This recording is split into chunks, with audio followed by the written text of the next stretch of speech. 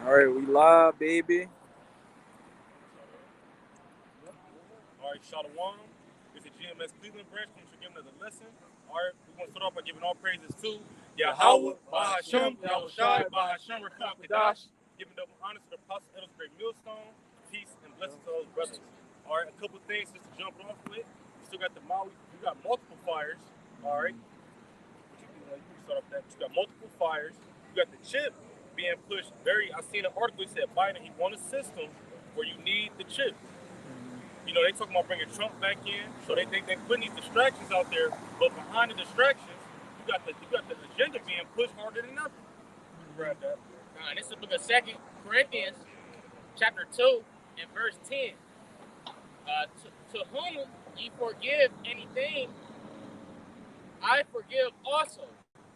For if I forgave anything to whom I forgave it, for your sakes forgive it in the person of Yahushua. This is 2 Corinthians chapter 2, verse 10. Okay. Verse 11 is the point.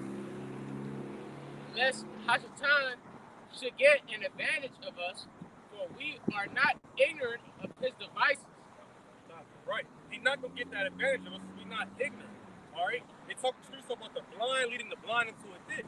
All right, we not blind. We not being led by the blind. So we being watched. We seeing that Maui fire. That was a beam of light came down. We see these. Go ahead.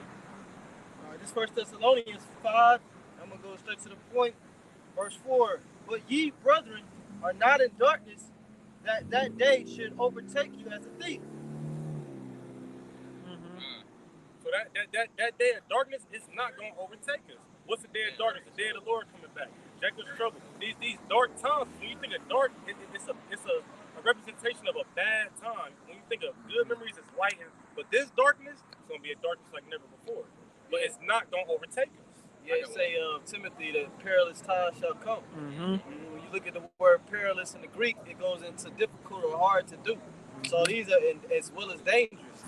So these are dangerous times that you're living in, and it's hard to do damn near anything. Get a job, keep a job, get a woman, keep a woman. You know what I'm saying? Fucking live life. Stay out of jail. You know, but it's gonna get harder to eat. It's gonna get harder to do all of these things, like the brother Yawasop was saying, man. And it's also gonna be harder to get this word soon too, man. Right. Yeah, because the Lord said He's gonna send a famine of the word, man. You know. People take this thing for granted, man. But we had the answers though. You know, you take the answers for granted, but then when the test is presented to you, you wish you had the answers. You wish you studied. You know, you wish you did the things that were necessary to pass the test. Because once the test is there, there's no more preparation, man. Right. Because all these things Esau is doing. Look at this shit, man. All these things Esau is doing is pretty much to distract you from getting this word, man. Yeah, from the path of life. That's what the red. We're not ignorant and say it's devices, man. This shit gotta burn, bro. I must work all day. Yep. Ooh, I got another one lined up with you after that. This St. John chapter 9, verse 4. I must work the works of him that sent me while it is day. Right. So that's why I say Isaiah 55, you got it, Shemai. Seek ye the Lord while he may be found. Call ye upon him while he is near, man. So the Lord said we must do the work of what? The work of him that sent me while it is day. The night cometh when no man can work. That's the darkness that the brother was speaking on, man. The night cometh when no man can work, man. That's when you're going to have a complete utter darkness out here. There ain't going to be no light out here because we the light. Okay, the scripture say that we are like a light on the top of the hill, man. Yep. Right. Okay, like shining unto as a light that shines up in a dark place. Yep. 2 Peter 1. Yep. You got to ask. Right, now I was gonna say that twofold because the scripture say in what's that, 1 Corinthians? I think that's 2 Corinthians chapter, the 3rd chapter, where it say you gonna be tried by your words. You know, your words, every man's words shall be tried by fire. Yeah, 1 So Corinthians it said, it was saying that no, it's gonna come a time no man can where we're not gonna be able to be out here on these highways and byways. You know, the Lord is gonna take His word from the street. You know, that's why the scripture in the same chapter where the brother had quoted, you know, seek her while she may be found. The scriptures also say, you know, that she cried for loud in the streets. You know, and so the Lord gonna take us off the street. Right. Like you said. But I got another one to link up with that. This is the book of Luke, chapter 12, and verse 43. It says, "Blessed is that servant whom his Lord, when he cometh, shall find so doing. Right? So, you know, like the brother was speaking, I was going to get it, because I was just meditating on that earlier. It's already getting tighter. You can feel it. You know, the gas prices ain't went back down. We still dealing with the same bullshit, you know, of inflation that we've been dealing with last year and the years before. You know, but in the midst of all of that tightness, you know, we still got to do the work, man. Right. Yeah, that's why the Lord said, can you get Matthew 7 and 13, or is it 13 and 7, enter ye in at the straight gate. Yep. With the word straight, a straight is a very narrow passage. Okay, it's a tight squeeze to get through the straight. Yep. So straight that only one man could go there at, man. Mm-hmm. And that's what a serpent does. The serpent constricts. Okay? Matter of fact, can you look up the term constrict? Because that's what the serpent in Revelation tell you, that the great red dragon, which is the old serpent, the devil, man. And like I said, what do serpents do? They squeeze you to death. They constrict you to death, man. So yeah, shit getting tighter out here. Yeah, they poison you too, right? They poison you with the lies and the deception, right? And then they squeeze you with oppression. Damn, that's exactly what Esau is, right? This is the definition of constrict. It says make narrower, make narrower. So the Lord made it tell you that in 2 Ezra 7. It said that the entrance to the kingdom of heaven is narrow, man. I got that for you right now. Come on. You got that. Go straight to that point. The passage, the entrance thereof is narrow. 2 Ezra 7, I think it's 3. Let me get it. Get it first, real quick. This is 2 Ezra chapter 7, verse 3. And I said, speak on, my God. Then said he unto me, the sea is set in a wide place, that it might be deep and great. But put the case, the entrance were narrow and like a river. Right. The wide place is referring to the kingdom of heaven. But see, the sea is referring to the kingdom of heaven. But look, I wish she wanted to hit the moons. What it say? Read it again, somebody. I got distracted. This 2 Ezra chapter 7, verse 3. And I said, speak on, my God. Then said he unto me, the sea is set in a wide place, that it might be deep and great. But put the case, the entrance were narrow and like a river. See, so the entrance is narrow and like a river, man. As a matter of fact, that's spiritual too, because the Lord said you gotta have, when you believe on the Lord, the scripture has said, out of your belly shall flow rivers of living water, man. You see? Go ahead. Who then come go? Because a river is constantly moving, it's constantly flowing, that's good water. Okay? Who then could go into the sea to look upon it and to rule it? If he went not through the narrow, how can he come into the broad? That's it. You gotta go through the straight gate. S-T-R-A-I-T, which means a position of difficulty. Right. Okay? Also known as a very narrow passage as well. Right. You remember that in Matthew? What the scripture say in Proverbs, it says, before honor comes humility. So you're going to get humiliated first before you even receive the crown, man. We already been humiliated. We get disrespected down there everywhere we fucking go. Yep. You get disrespected at your own damn house. Yep. By your own damn subjects. This is Matthew chapter 13. The Lord said the rich sit in low place. Yep. Yeah. Yep. You're on a low level. Right. We the niggas with the Jesus capes. You know, we the bump camp. Right. Remember, we all of that, right? Mm-hmm. Go ahead, Matthew chapter 13 and verse 7. And some fell among thorns. Okay, yeah, Matthew. This is the book of Matthew chapter 7 and verse 13. Enter ye in at the straight gate, for wide is the gate and broad is the way that leadeth to destruction, and many there be which go in thereat. The scriptures say the world that be is made for many, but the world to come for few. You know, so the kingdom, that's when the scripture was talking about that narrow path, the Lord already got a specific amount of seats set.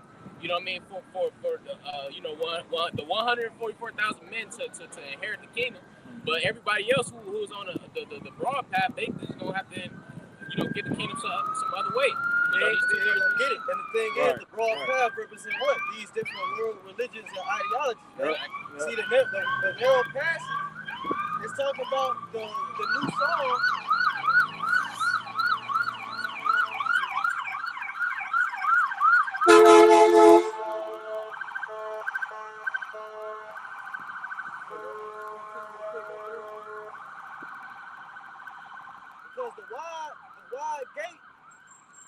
meaning what? Many people go in. It said that. Many to go in there at.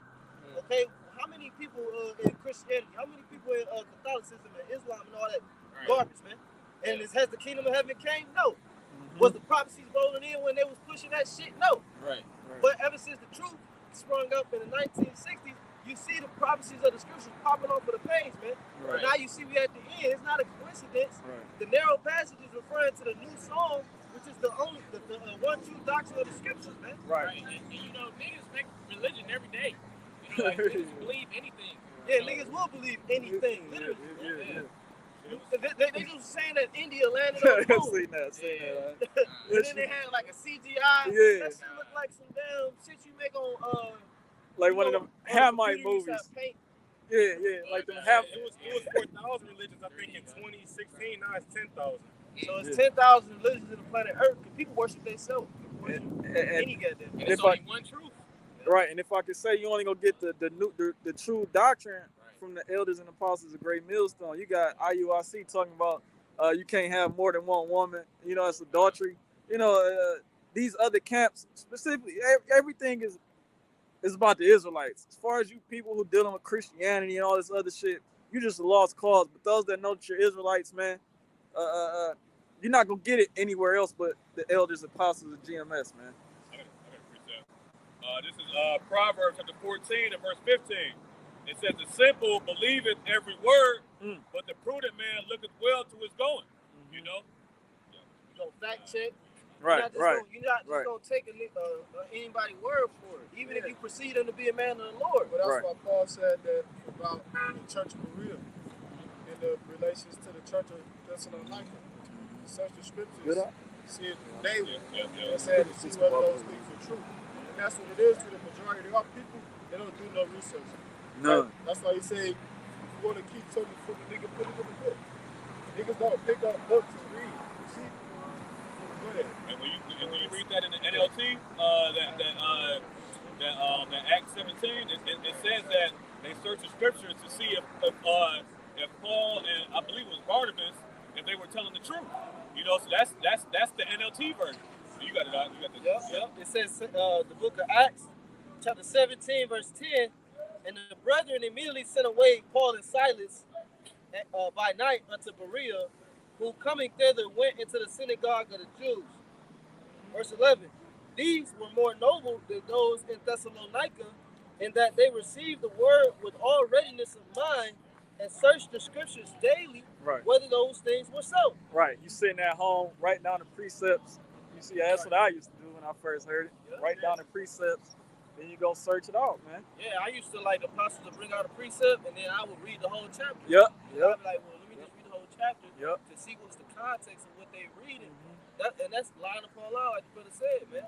So you got to be you have to have the mindset of a scholar. Because somebody get 2 Timothy, was that rightly dividing the word of truth. And then if somebody get that word rightly divided, because you gotta peel back the layers to this Bible, man. Okay, it wasn't all written in English originally. The Lord never spoke English. English language wasn't around. The name wasn't Jesus because the letter J wasn't around until 1524 by a man named John Chicino. Okay, so you gotta go ahead, bro. I didn't mean to cut you off. I just want to say that's the spirit that you all been speaking on this because in my job, I have to have my Bible and the Bible dictionary, and it's an Edomite looking individual, but he might not be Esau, like Jake. And he was up there like, you got the Bible.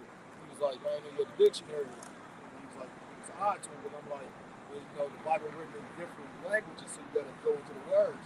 And then he started quoting scripture, so that's why I'm like, well, he might not be no Edomite, you know what I mean? So but the point is, it's the spirit that you just were speaking on all that. Like I said, it? 2 Timothy. You got it? Yeah. Is that it? Yeah, kind of. 2 Timothy chapter 2 and verse 15. It says, study to shew thyself approved unto the Heavenly Father, a workman that needeth not to be ashamed, rightly dividing the word of truth. So you got to be a workman too. You can't just be a hearer of the word only, but you got to be a doer. And the scriptures speak about giving diligence. It say working with thy own hands. Okay, so when you can't just sit there and listen to videos, watch videos all day. You got to read. You got to apply yourself too. Yeah, the scriptures say the harvest is plenteous, but the laborers are few. Pray to the Heavenly Father, he sent laborers into the harvest. So you got to put in, you got to plow. You know what I'm saying? Which consists of, you know what I'm saying? You know what plowing consists of. It using different agricultural tools to cultivate the land. You see? I got So, that. you got a word. Right. I got that word. Widely dividing. It says to teach the truth correctly and directly. Woo! Read it again. What's the word in Greek? It says G3718. Strong's G3718. Orthotomeo.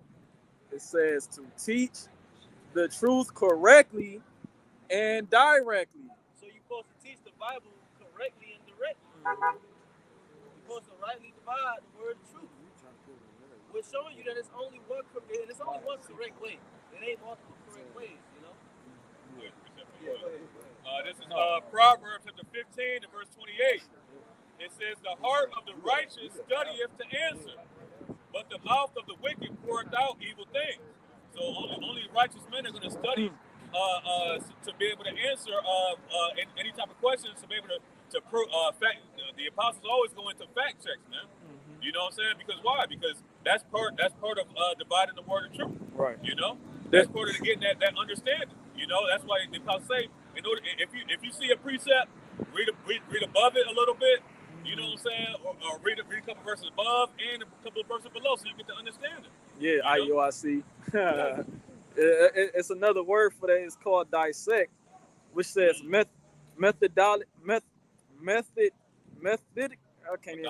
methodically cut up in order to study its internal parts. Woo, that's cold, because that's what everybody had high schools with science class, and then you would dissect the frog, or you would dissect, you know what I'm saying, whatever animal it was. Why'd you do that? You cut into it, you divided it, cut into it, made an incision so that you could study the internal parts of that vessel. Okay, it's the same thing with the scriptures. You dig into the Hebrew, you dig into the Greek, you dig into the previous languages, so you can get the internal nuggets. You know, that you don't really get on the surface level, man. And the spirit got to be dealing with you. I was about to say, it get even deeper, because when you chop something up and you dissect it, you learn it piece by piece. Scripture say eat the whole roll. It didn't say take the roll and stuff in your mouth. You're going to choke. You got to take it slow, one at a time. That's what the scripture say. If thou hast honey, eat that. Before you, if you eat too much, you're going to vomit it back up there. You know, so you're supposed to, you know, and that's what the scripture says in Proverbs 3, that with all I get an understanding, man. It's no point of reading 15 chapters a night and you forgot what the first part that you read, man. Right. You know? Right. I got a precept. This is the book of Isaiah 28:9. Whom shall he teach knowledge, and whom shall he make to understand doctrine? Them that are weaned from the milk and drawn from the breast. That's not talking about a literal breast, man. The breast is talking about it's talking about the understanding of the scriptures, man. Being built up. You know, it says desire the sincere milk of the word, man. Right? What was that 1 Peter 2nd chapter? It says, for precept must be upon precept, precept upon precept, line upon line, here a little and there a little. For what this Bible is like a code book. It's like a puzzle. And you got to put the various pieces together, which are the precepts. And if you don't, you can put the right precepts together, but even if you don't put them in the right order and you don't have the right understanding, then you're going to have the incorrect conclusion. You know? So not only do you have to have the right precepts, you got to put them together in the right order, and you have to have the right exegesis, as they say, you know, concerning that scripture, man. The right hermeneutic, the right breakdown. Her church say saints. That's why the Apostle Paul said, "Let all things be done unto edifying." Because you can have all the precepts memorized in the world, but if you can't put them in the right order to teach the people, then you basically know all that stuff for nothing, man. And that's why the Apostle Paul said in First Corinthians 9, where he said that where he brought himself to the level of who he was teaching. If you're a scholar and you're dealing with somebody who's not scholarly, you didn't graduate high school. Right. You know what I'm saying? Then you bring yourself down to the level of who you teaching, man. That's why Paul said he comes to them in excellency of speech. Paraphrase. You know what I'm saying? Right. So yeah, go ahead, bro. 1 Corinthians 9 and verse 19. It says, for though I be free from all men, yet have I made myself servant unto all, that I might gain the more. And that's what we are. We're servants to all, man. We're giving ourselves freely for the elect to come in and say, this is the way, walk ye in it, man. All they got to do is hear the word, you know? You got it out. It says, verse 20, and unto the Jews I became as a Jew, that I may gain the Jews. And to them that are under the law, as under the law, that I might gain them that are under the law. It says to them, right, meaning what? Like the book of Hebrews, for example. The book of Hebrews was written to the Hebrews who already had the understanding that they were Jews. They already had the understanding that they was the circumcision. So he was speaking at a certain, on a certain level of knowledge in the book of Hebrews, and that's high level shit. Not shit, but that's high level information in the book of Hebrews, man. What the Apostle Paul is breaking down to them about the change of the priesthood, the image in the heavens, okay, and all of that. And Moses, doing it according to the pattern that he's seen and all of that. That's deep stuff, but he's giving that to the Hebrews because they the Hebrews, they Jews, so he became as a Jew. Then to the Corinthians, what did he say? He said, I could not speak unto you as unto spiritual, but as unto carnal. See, because they was on a lower level. So he had to speak to them on a low, he had to become all things to all men. So I keep reading 1 Corinthians 9 and 21. To them that are without law, as without law, not being without law to God, but under the law to Hamashiach, that I might gain them that are without law. To the weak became I as weak, that I might gain the weak. I have made all things to all men, that I might by all means save some. And that's what the scriptures talk about, being puffed up on knowledge, man. You know what I'm saying? Coming out here and thinking that you know it all because you know precepts. You know, precepts is a part of it, but the spirit behind the precepts is what makes you a man of the Lord, man. And making yourself in subjection to others, so that way they can understand, and they can get an understanding. You know, because you don't want to lay a stumbling block in front of somebody because you puffed up and you just reeling off precepts like a Rolodex. You think it sounds good? Yeah, exactly. You know what I mean? And everybody on the comment board, go ahead, brother. Putting the fire emoji. Yeah, pumping them up. It ain't about that, man. You know? Linking up the mark from Revelation 13 to Ezekiel 9, but it's two completely different marks. The scripture talk about the simplicity of Yahweh, man. This ain't that hard, man. All you got to do is have the spirit to understand it in the humbleness. The scripture talk about being apt to teach. You know? It is hard though if it ain't given to you. Yeah. That's the whole thing. This is all about predestination. So understanding what we know, there's a foundation that we know, and it's called predestination, man. You know, that's where it starts and it ends with. We'll get that for you. Because they said about Paul's letter, they're sometimes hard to be understood. That's what he said. Understood, right? Because it's metaphors, right? Dark sayings and parables in the scriptures. Like the brother mentioned earlier, you gotta go into the subject matter, theme being discussed. You know what I'm saying? You gotta understand history. In order to know the mystery, you gotta know the history. You see? So you gotta know different empires. You know what I'm saying? You gotta know different individuals, prominent individuals that's mentioned in the scriptures. You see? Look at the Ephesians. This is Ephesians chapter 1, and I'm going to start at verse 4.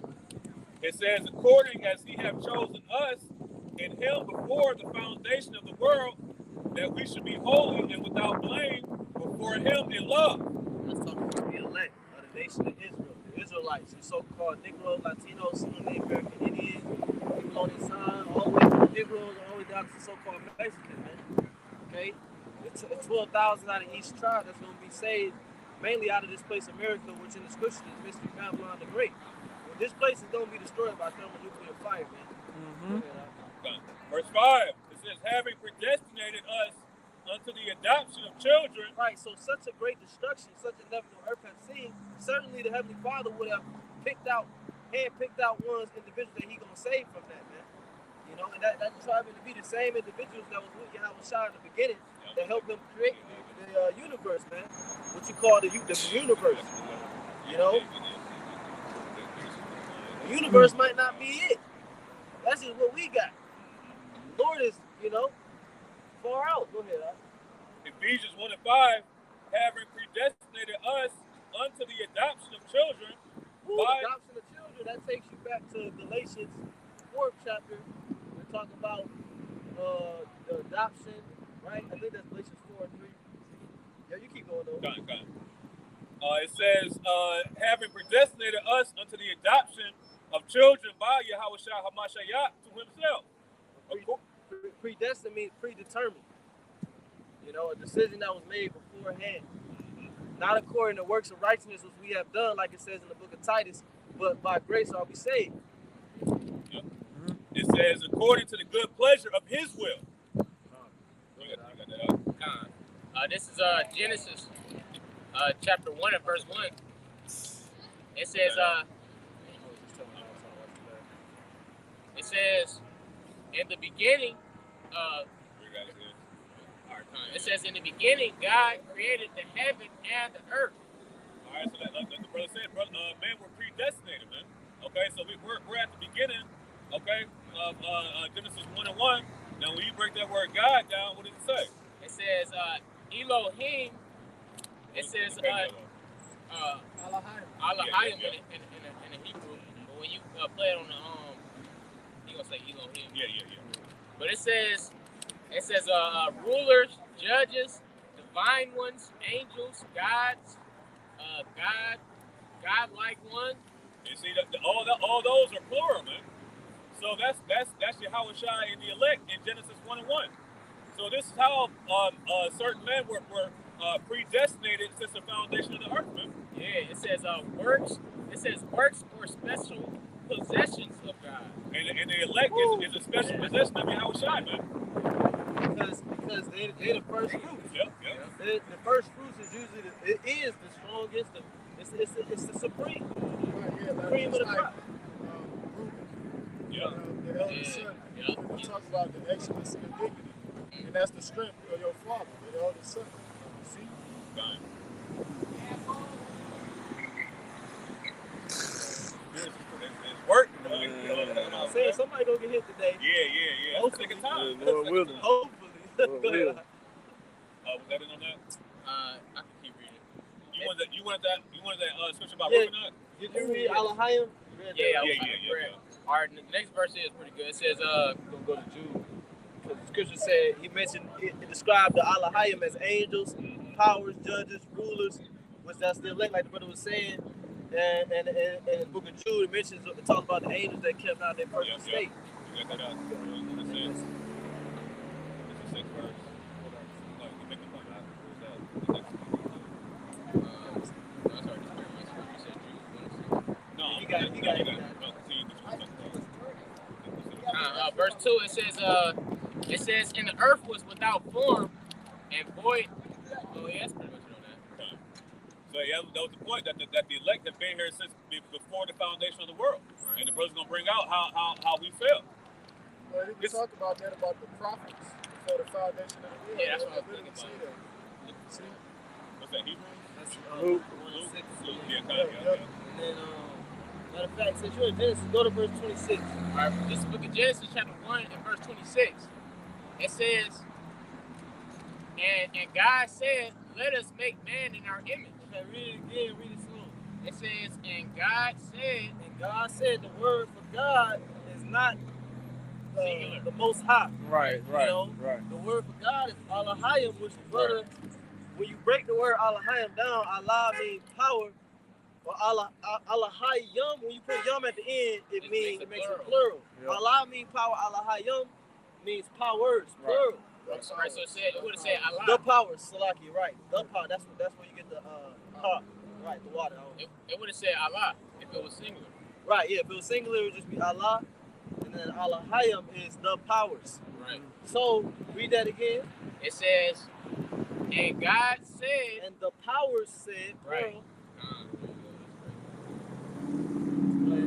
It says, and God said, let us make man in our image. That backs it up. Because it said, let us. Yeah, and our.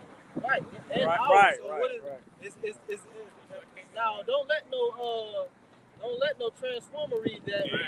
He gonna say the Lord identify as hour and day and we. No, that's talking about Yahweh Shah and the elect angels, okay, that was with the Heavenly Father and Yahweh Shah to create the creation, man. Yeah, the only thing that the Heavenly Father created was Yahweh Shah. Yeah. The Son, Lord, known as the only begotten Son. See, that's the only thing that the Heavenly Father Yahweh created. There's multiple scriptures, precepts throughout the scriptures that tell you that, man. Yeah. By him were the worlds made, when it was very good. I got it. It's Colossians 1:15. It says, who is the image of the invisible power, or God, the firstborn of every creature.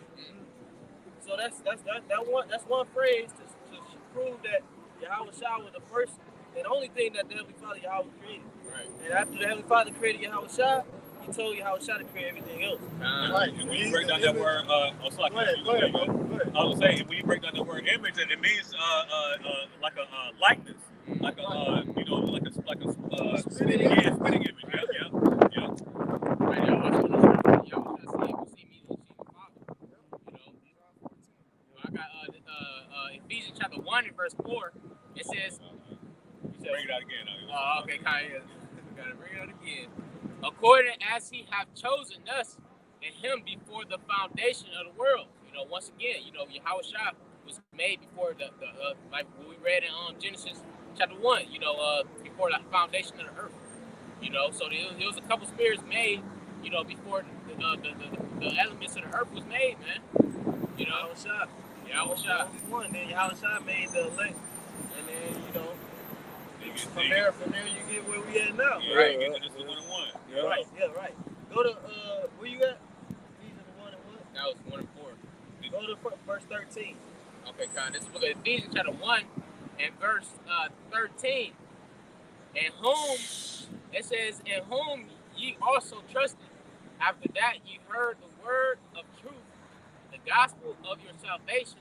In whom also after that ye believed. Yeah, man, Christianity is a fucking joke, man. Yeah. Who has the gospel of salvation, man? Is it all of them?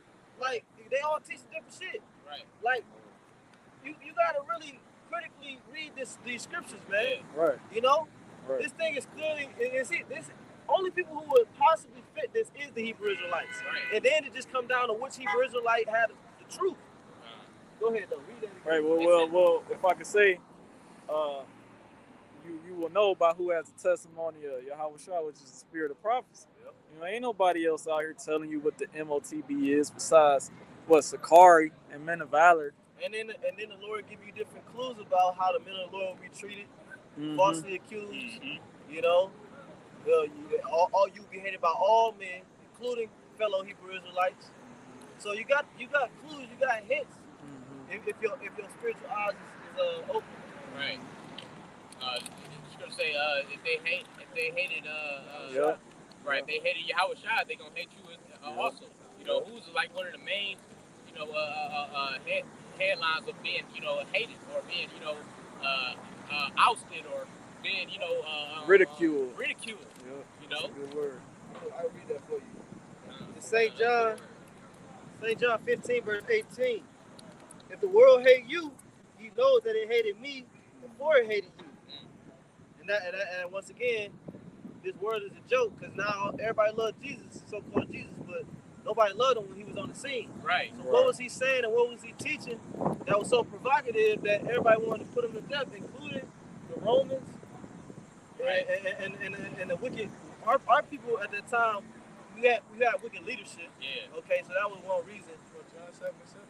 Yep. Right. I go to Right, and then when you go into that word world, it's cosmos. So really, you hated by your own people, man, which is the people on this side. Says a prophet is not without honor except in his own country. Right. Paraphrase. You read the book of Mark, the 6th chapter. You see, when the Lord was doing all his miracles, they said, which had this man these things? They was talking about the spiritual power that our Lord and Savior Yahweh Shah possessed. And they said, is not this the prophet's son? And they hated him without a cause. If I'm not mistaken, the scripture say that. They hated him without a cause. So those was his own people because they said it's not just the prophet's son or not his sister, with us. And they, and they hated him without a cause. like the scripture says. That's how niggas be niggas that hate you just because they grew up with you. Right? You quote unquote successful or whatever. You know? Right, because niggas, they create their own perception of it. Yeah, they do. So when you don't meet those, you know what I'm saying, that Standards in standards, their mind. right, that they created in their mind, Right. you the problem. Right. They did the same thing with Paul. They had to go through certain, they had kept going up the hierarchy, the court system, and they kept saying, well, y'all ain't no evidence, y'all just saying kill him, but kill him for life. That's what they were doing with your house shot. Yeah. They was playing hopscotch with them. They, Yeah. Pilate sent them the air out. Because even, I forget, it was either Pilate, or I believe it was Pilate, he said that about Yahushua, you know, because it was making this false accusation against him. And he said it was because of jealousy. That's why niggas was Perceived that they delivered them up for envy. envy. You see? Because the majority of individuals that was coming against the Lord was free. Those the wicked scribes, the elders, the wicked, you know what I'm saying? People What you got, Yquan, what you grab? I'm trying to look for that about where they, for envy, they delivered them up. I think it's John 18 and 28. Start there. It's John 18, verse 28. Yeah, you can just keep reading. It says, then led they Yahushua from Caiaphas unto the hall of judgment. Caiaphas, the high priest. Yeah. It says, and it was early, and they themselves went not into the judgment hall, lest they should be defiled, but that they might eat the Passover.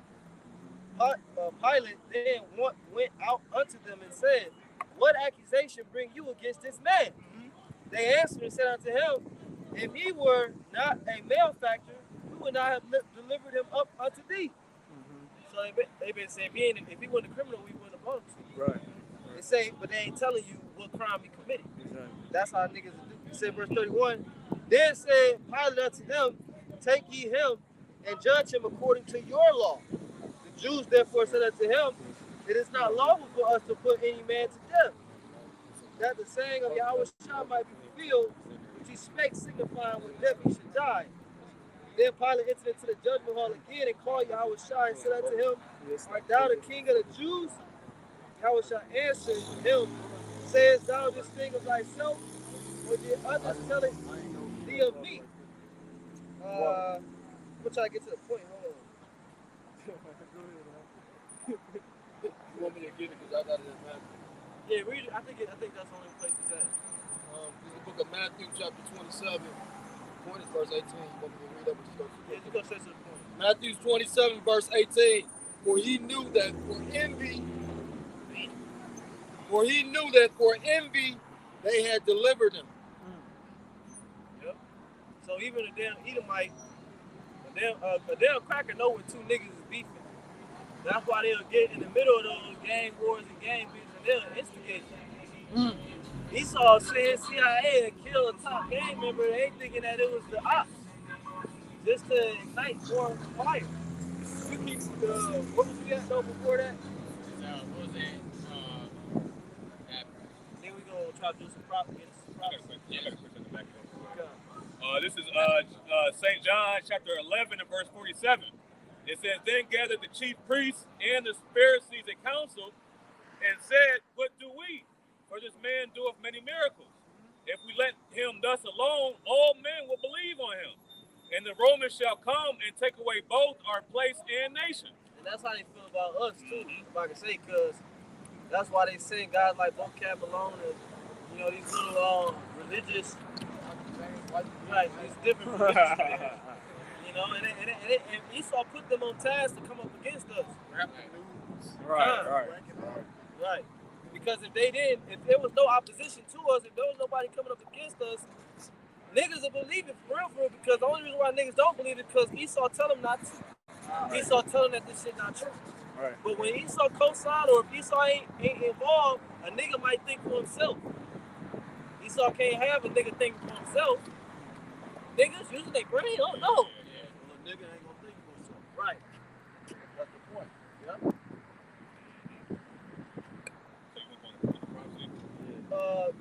Go to Jeremiah 50 real quick. Yeah, This is coming upon these Edomites. like, Yeah. man, Donald Trump blasted all over the thing. Oh, right, yeah, Mugshot. yeah. But if I can speak on that, it's funny, and I heard certain people make smile on it. But I be wondering if that shit all game because he took the mugshot and now he's selling pictures and shit. He's selling pictures with his face on it. This motherfucker just it's funny, but it ain't funny. It's like people so fucking stupid. You know what I mean? Like people gonna buy that shit too. It's like an episode of The Simpsons, man. Man. So this shit is all, the world is a stage, man. You know? Read Isaiah 19 because, see, what's going to happen is you're going to have civil unrest in this country, and eventually it's going to get to the point where people going to be invading one another, okay, as it says in 2nd Ezra. And it could be for various reasons. See, that's the thing about the Lord. You don't know how the Lord going to pop this thing off, but the Lord got several pieces on the board that he can shift this way or that way, and now you got a breaking point. You see? Go ahead. This is Isaiah chapter 19 and verse 1. The burden of Egypt. Behold, the Lord rideth upon a swift chariot, a swift cloud. Yeah, the cloud is referring to the chariot. But that's why it says a swift cloud. Right. That's talking about Yahweh Shai, who the world called Jesus Christ, his second coming. He gonna come back in aerial fashion. Yep. He gonna come back in an aircraft, Yep. a gigantic fathership. Okay, it's gonna cover most of the earth, and the elect gonna get beamed up. The scriptures say into one cloud. Get that real quick. Revelation 11 and 3. 11 and 12, 13. About to push on real quick. This is Revelation chapter 11 and verse 12. And they heard a great voice from heaven saying unto them, come up hither. Right. Some scriptures just say a great voice. Some just say a trumpet. Okay. You're probably gonna hear both. And the voice said, come up hither. Go ahead. Come up hither. And they ascended up to heaven in a cloud. One ship, man, in the cloud. But then the Lord had shuttle ships. Tell you that it was at Zechariah 6. Yeah. See, I see Isaiah 6. Yeah, go, Isaiah, no. Yes, Isaiah 6 too. That's Okay, one right. Isaiah 6. Okay, we'll go to Zechariah 6, and then if you want Isaiah 6, read that real quick. Because you got the fathership, but then the Lord got shuttle ships too. They show you that in the movie Independence Day, where they had the big ship that covered NYC, and then they also had little smaller ships too, I think, in that movie. Yeah. You got it. Yeah. This is Zechariah 6 and 1. It says, and I turned and lifted up mine eyes and looked, and behold, there came 4 chariots out from between 2 mountains. Four smaller chariots that came out between 2 mountains. Go ahead. And the mountains were mountains of brass. That's how you know it was a ship. Because it was a metallic mountain of brass. Go ahead. Okay. Verse 2. It says, in the first chariot were red horses. And that's why Donald Trump created the sixth division of the military, which is the Space Force. Okay, matter of fact, can you look that up real quick? Why do you think Donald Trump and the United States government, as well as NATO and EU, why do you think they got these what they call it, space? They're trying to militarize space. Even John F. Kennedy said, there's every time we all need to come together. Nixon. Extraterrestrial force. He said, will we not all lose our differences and come together to fight the outside enemy, the aliens, as they want to label them? And now they're revealing to you, they telling you that the UFOs is real, man. But yet, if you go back 10 years ago, you had niggas on the street scoffing the apostles, the elders, and the brothers. You know, they know UFOs, they know UFO that. Now the white man tell you it's UFOs, and then you will see a nigga on Instagram talking about, yeah, the UFOs did it. UFOs brought the storm. Just showing you that niggas only believe shit when they daddy say it, man. And also too, going back to the Space Force, that's what it says in Revelation 12, that there was a war in heaven. Yeah. It's talking about up there, upper atmosphere. Yeah, exactly. Yeah, like I said, that's where they get the movie Independence Day from the scriptures, man. Read 2nd Ezra the 13th chapter. You keep going. Wherever we at. Zechariah. Matter of fact, you gonna read the Space Force, then you gotta say. Yep. It's the Space Force. It's a Space Force is a military branch of a nation's armed forces that conducts military operations in outer space It's space warfare. In outer space. Really, you just in inner space, Esau. You never been to outer space. See, you got the Space Force, but when the Lord enter your space, because the scriptures say one realm against another.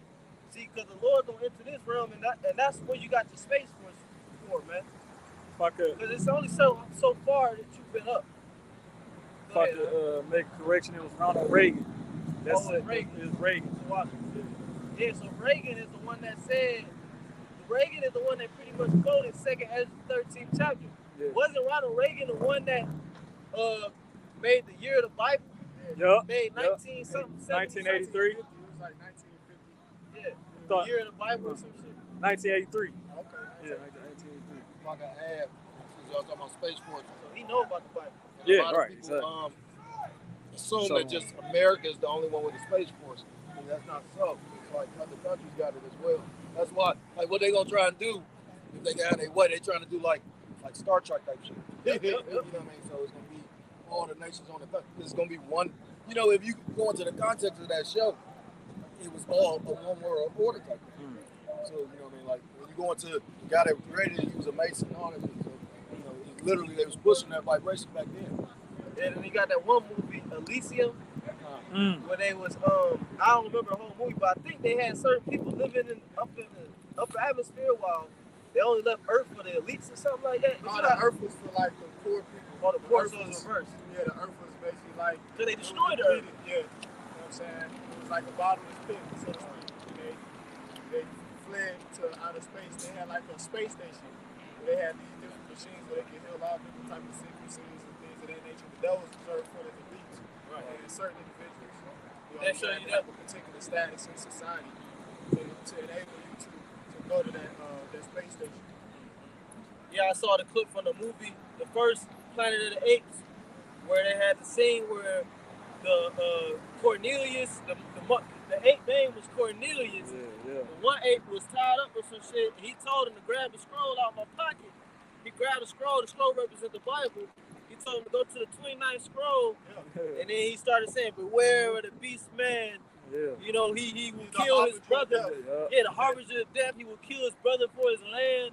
You know." Yeah, they was referring to Charles Heston in that movie. Yeah, which was Saw Edom. They was referring to him. So they know. Yeah. All these we quote movies, and we linking it directly to the prophecies in the scriptures, man.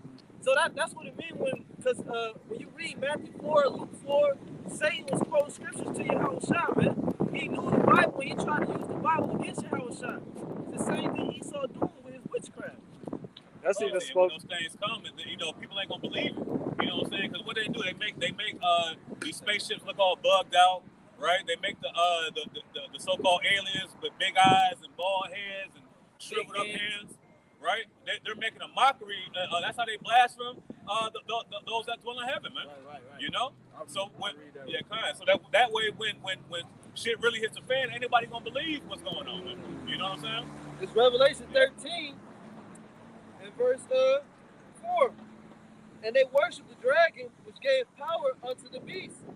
And they worshiped the beast, saying, Who is like unto the beast, who is able to make war with him? And there was given unto him a mouth, speaking great things and blasphemies.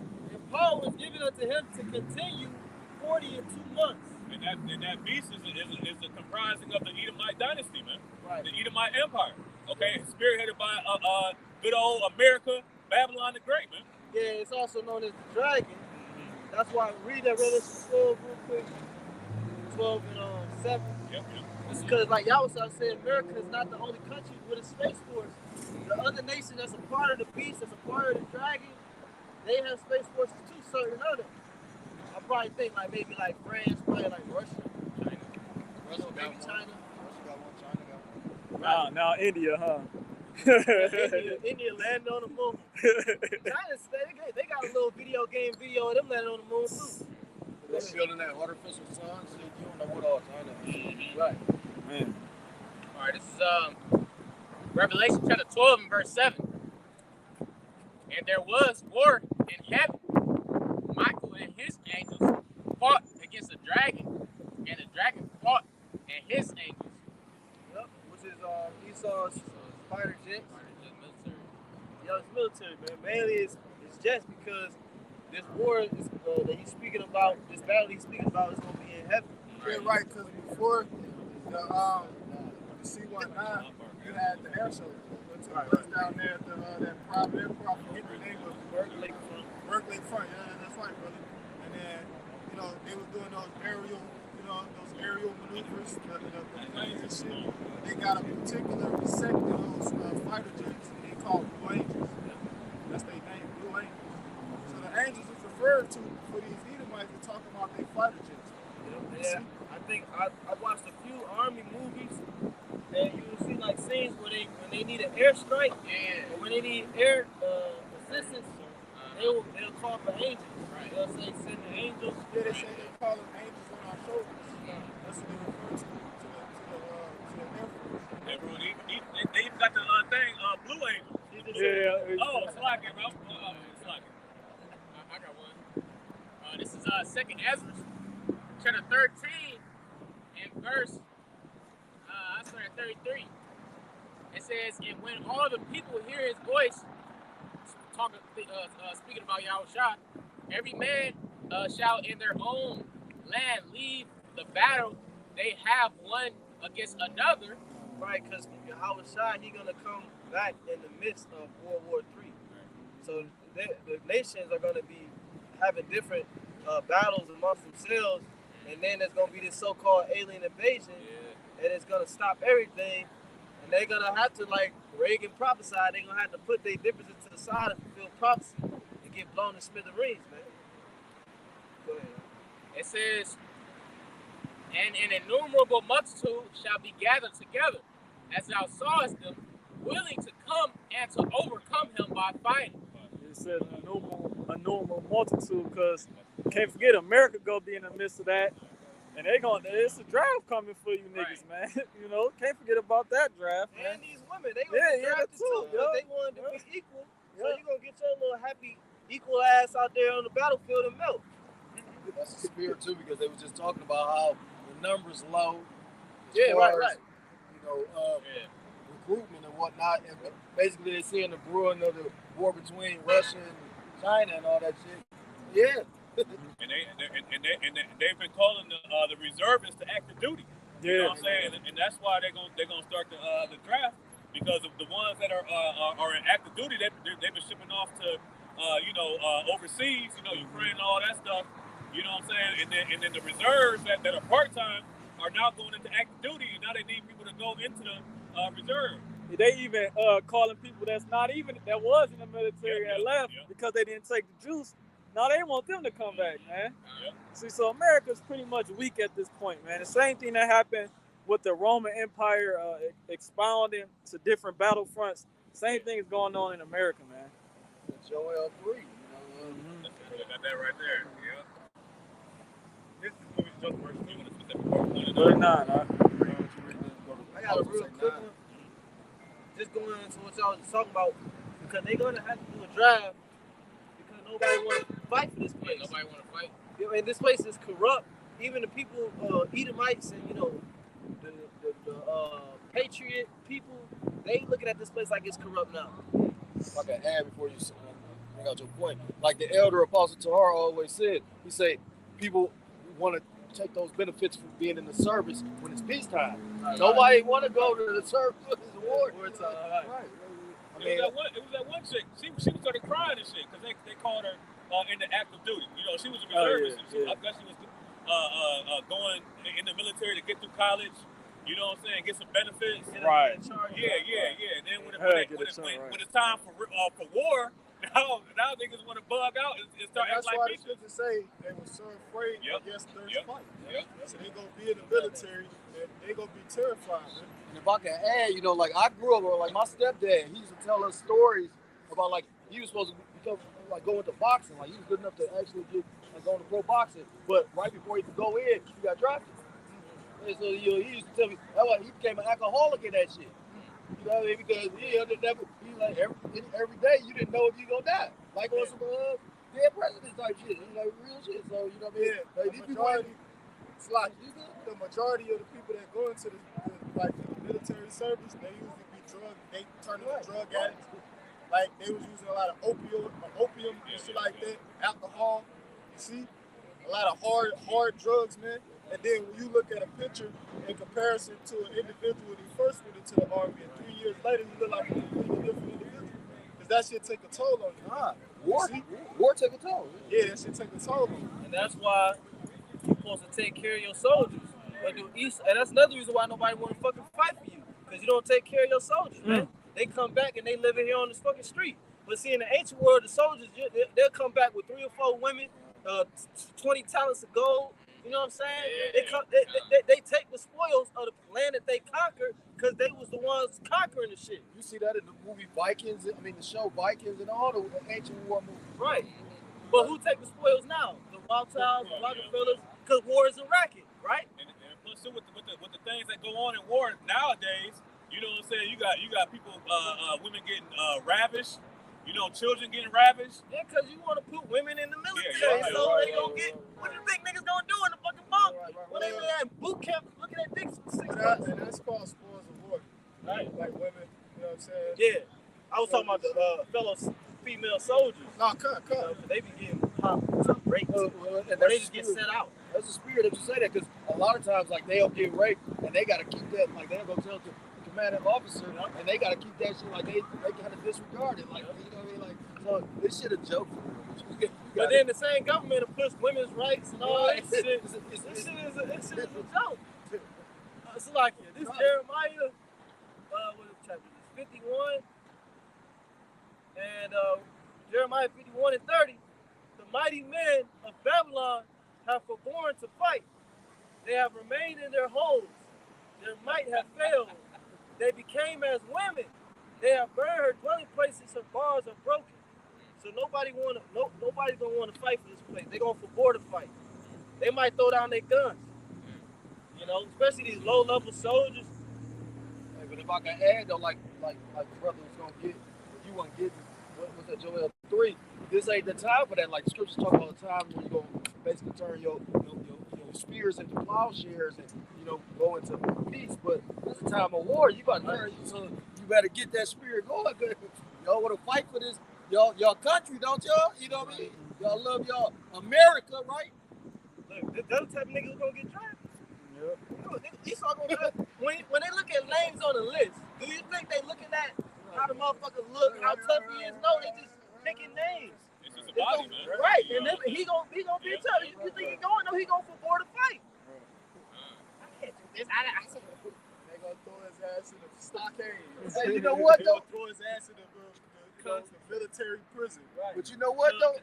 That's spiritual too, because like a lot of brothers and the elders all speak about how like Russia, like the Russians built a different kind of way. But when Putin did his draft, what they do?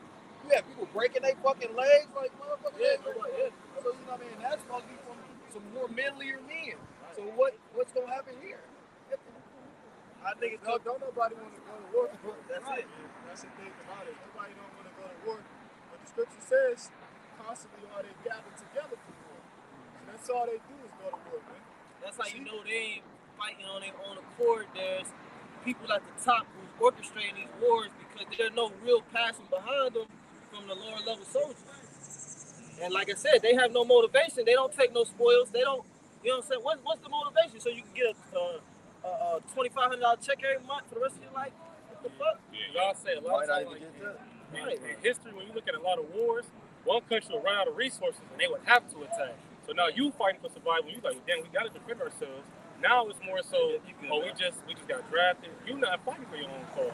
When you fighting to survive, and you out there, you like, damn, let's do it down. Got to. Well, that's pretty much what America has to do. Everybody's dropping this dollar. So America is the only thing, everybody drops your currency, you have no other choice but war, man. And then plus too, America's been exposed too, man. Yeah. They knew what now they know what 9/11 was about. Now they know about so-called weapons of mass destruction. You know what I'm saying? And all they had was a fly swatter over there, man. Right. He started taking oil from people's land. And people are dying for that, man. People are dying for the rich to get richer. And they coming back with nothing but PTSD. Well, yeah, you had Henry Kissinger. He made a statement about the military. He said military men is dumb, stupid animals. Used as pawns in foreign policy. So that's how they, and I believe here Kissinger, he was like the Secretary of State or something to that effect. And that's what he said about military individuals, man, soldiers and shit. He said, y'all dumb, stupid animals used as pawns in foreign policy. So that's how they look at soldiers, man. Use expendable. Right. See? Right. This is Sirach. Right, you used to forward the agenda of the elites of Esau Edom, man. The Amalekites, the bankers, right? You put on the forefront, man. You see? To forward their agenda. And what's their agenda? Ultimately, to bring their new world up. Yep. Right? Yeah. It says, Sirach 26 and 28. There be two things. Oh, that's what I was looking for. Go ahead. There be two things that grieve my heart. The third maketh me angry. A man of war that suffereth poverty, a man of understanding that are not sent by, and one that returneth from righteousness to sin. The Lord prepared such a one for the sword. So, point being, a man of war that suffereth poverty, man.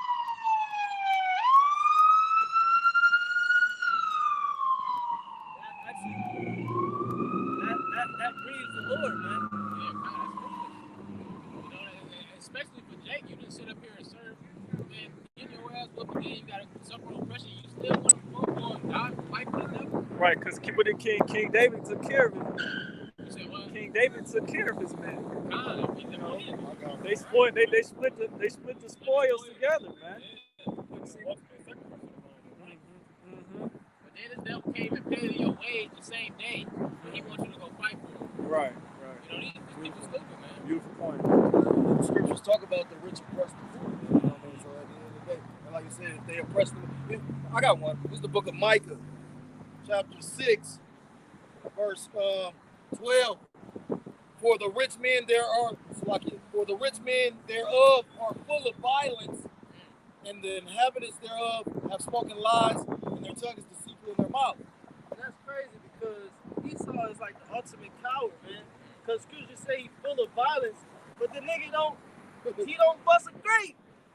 Talking about the people who actually, you know what I'm saying, orchestrate this war, they ain't did shit. They don't get their hands dirty.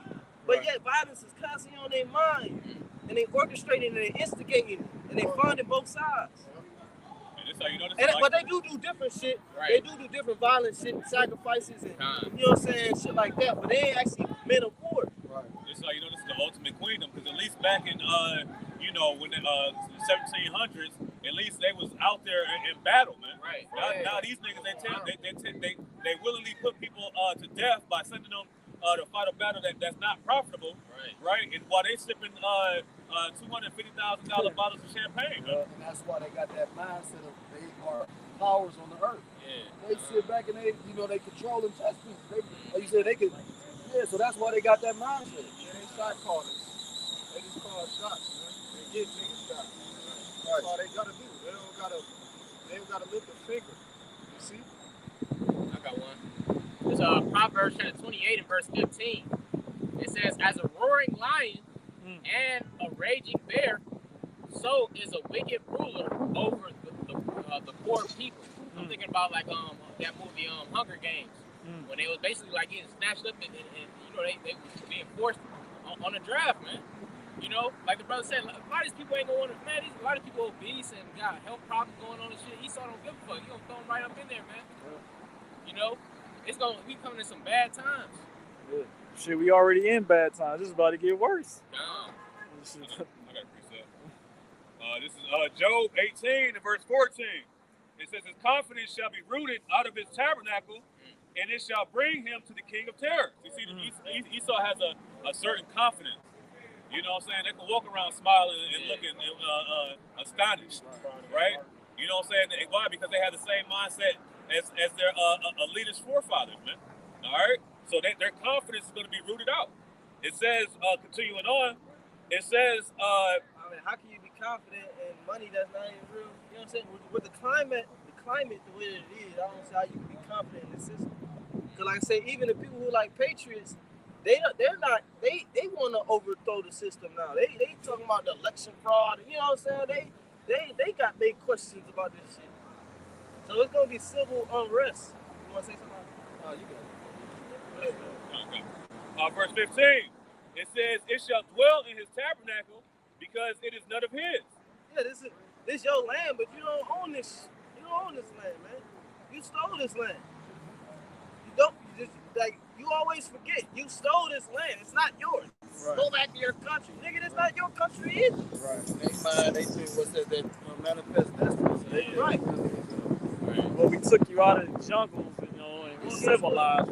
We got a manifest destiny too. Yeah. We're gonna put you in slavery. Yep. Yep.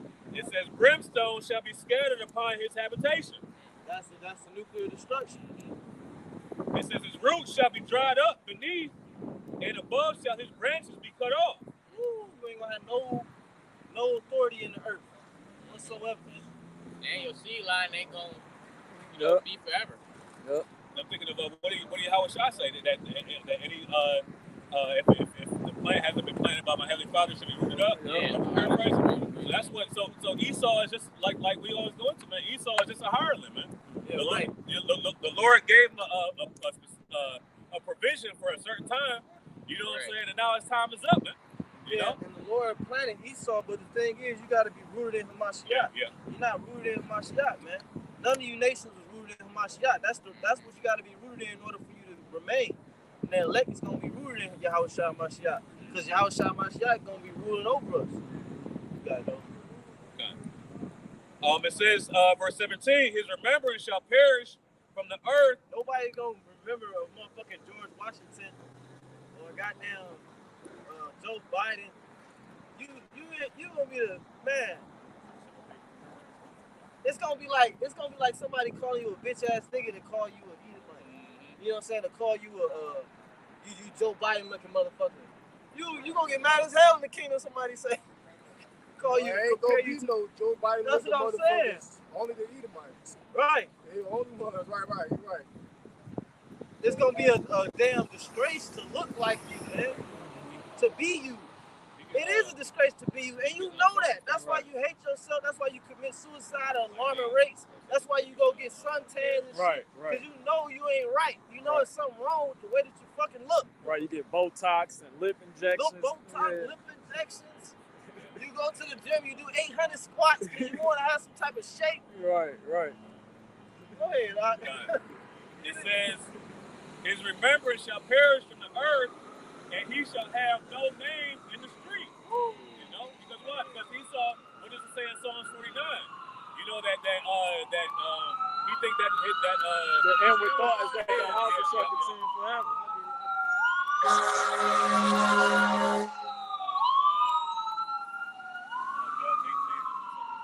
In Psalms 49, verse 11, their inward thought is that their houses shall continue forever, and their dwelling places to all generations. They call their lands after their own names. you see that's their mindset, man. It's this manifest destiny garbage. You know that they're the divine ones that they can take whatever they see. Right.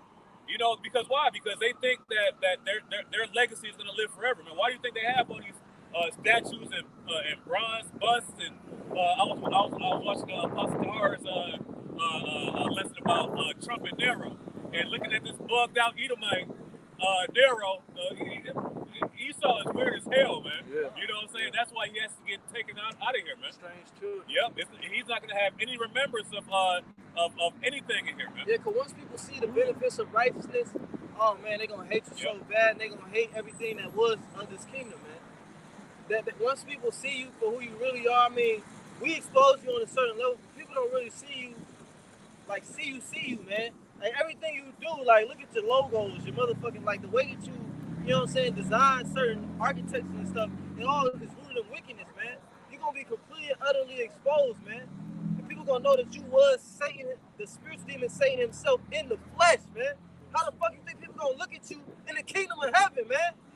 When you think of something, what the scriptures say, the earth shall rise up against them or something like that. And literally, you got that taking place to a degree now. You got a lot of nations angry at Esau. You know what I mean? Like, for real. You know what I mean? You got Ham over there. You know what I mean? You got Japheth.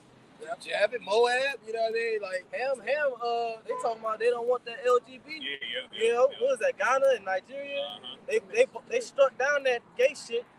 not And just that though. Salaki. Them niggas is Jakes. Yeah, right. I didn't mean to say ham, the land of ham. Right. They definitely Israelites. They into that alphabet type of relationships and entanglements and shit like that. They into that. Salaki, you right. I'm trying to think of that one. What country over in the land of Ham where they was basically talking about attacking the farmers? Nigeria. Was that not Niger. Yeah. So you got a lot of stuff being brewing up right now. That's no slacking, bro. But that's why the scripture says in Obadiah that are greatly despised among the heathen, man. And everybody hates Esau, man. Even everybody hate Chris. Yeah, exactly. Even the lower level Edomites hate their own people, man. You know what I'm saying? Because they're not reaping the benefits that the elite Edomites are getting, man. If I could add, just imagine you like you amongst somebody that literally is in your face eating, but they not letting you benefit or letting you eat at all. I mean, I don't give a fuck. Good, and they eating good though, and even though you might not be envious or jealous or nothing, you just you see that the reason why he eat like that, you ain't gonna be able to eat as long as this person around. You know what I mean? Like you gonna develop a hatred towards the person like that. You know what I mean? Like that's why the Lord. That's pretty much the spirit of division that the Lord put within your house, man. You know, y'all Edomites, y'all never been on one accord. Y'all always had different factions and sections trying to outdo the other, and that ultimately that was a part of your downfall, your demise, Right. man. Because a kingdom. Go ahead. I'm gonna say Republicans and patricians. Right, plebeians and patricians. Right. Now you got Generals and Alexander the Great. right. The four Right. generals. Yeah. The Greeks, the Romans. I mean, Yeah. you had the French-American War. You had the Spanish-American War. And you had the French-Indian. Yeah, Revolutionary War. Yeah. Yep. Then you had the War of Great Britain. 13 original colonies. Can't forget about that. Then World War. you had the Civil War. You know what I'm Civil saying? War. Right. You know? Get rid of 6 War. And then you also had, like you said, what was the last one? World Wars, man. All the wars was fought against Edomites killing each other, man. This what the Lord let favor be shown to the wicked, yet will he not learn righteousness, man. You think when we get in rulership, even when you look at our history, there was no time where all the 12 tribes was just warring against each other, trying to be the top tribe. Well, that's madness, man. What is wrong with y'all, man? Y'all unsatiable, man. And the scripture says that in Ezekiel 35, that since thou hast not hated blood, and blood shall pursue evil. They love bloodshed, man. Even if it's their own. Yeah, exactly. Because why? Because the blessing of the sword. When you get a toy and you like it, you constantly using it, man. And you ain't never gonna get rid of that, You man. don't want your siblings to have Yeah, it. exactly, man. You like, hell no. You It's your whole brother. No. You gonna sleep with that boy? You know what I'm saying? Esau sleeps with his shit, man. You know?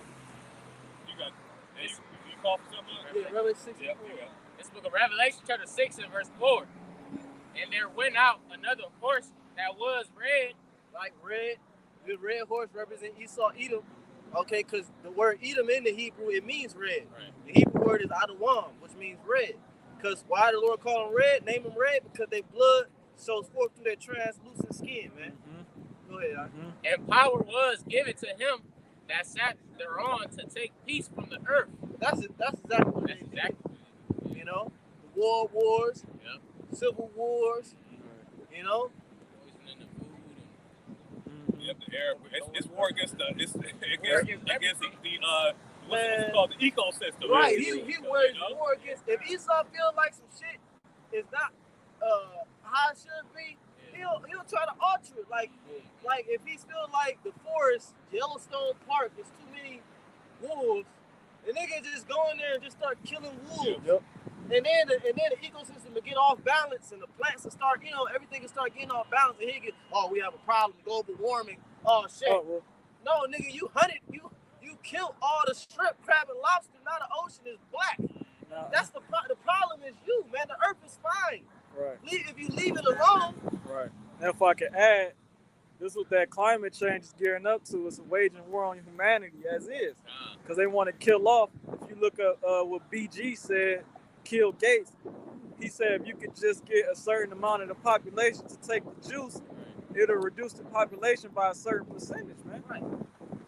Yeah. And to prove that the earth is fine if you just don't touch it, when you had the pandemic going on, a lot of shit was closed down, and they were saying like, I guess certain areas that people used to go, people wasn't going no more because they was on lockdown, and they said like wildlife started to come back, and you know what I'm saying, like plants started to grow back and shit like that because it wasn't being interrupted by humans. Right. You know.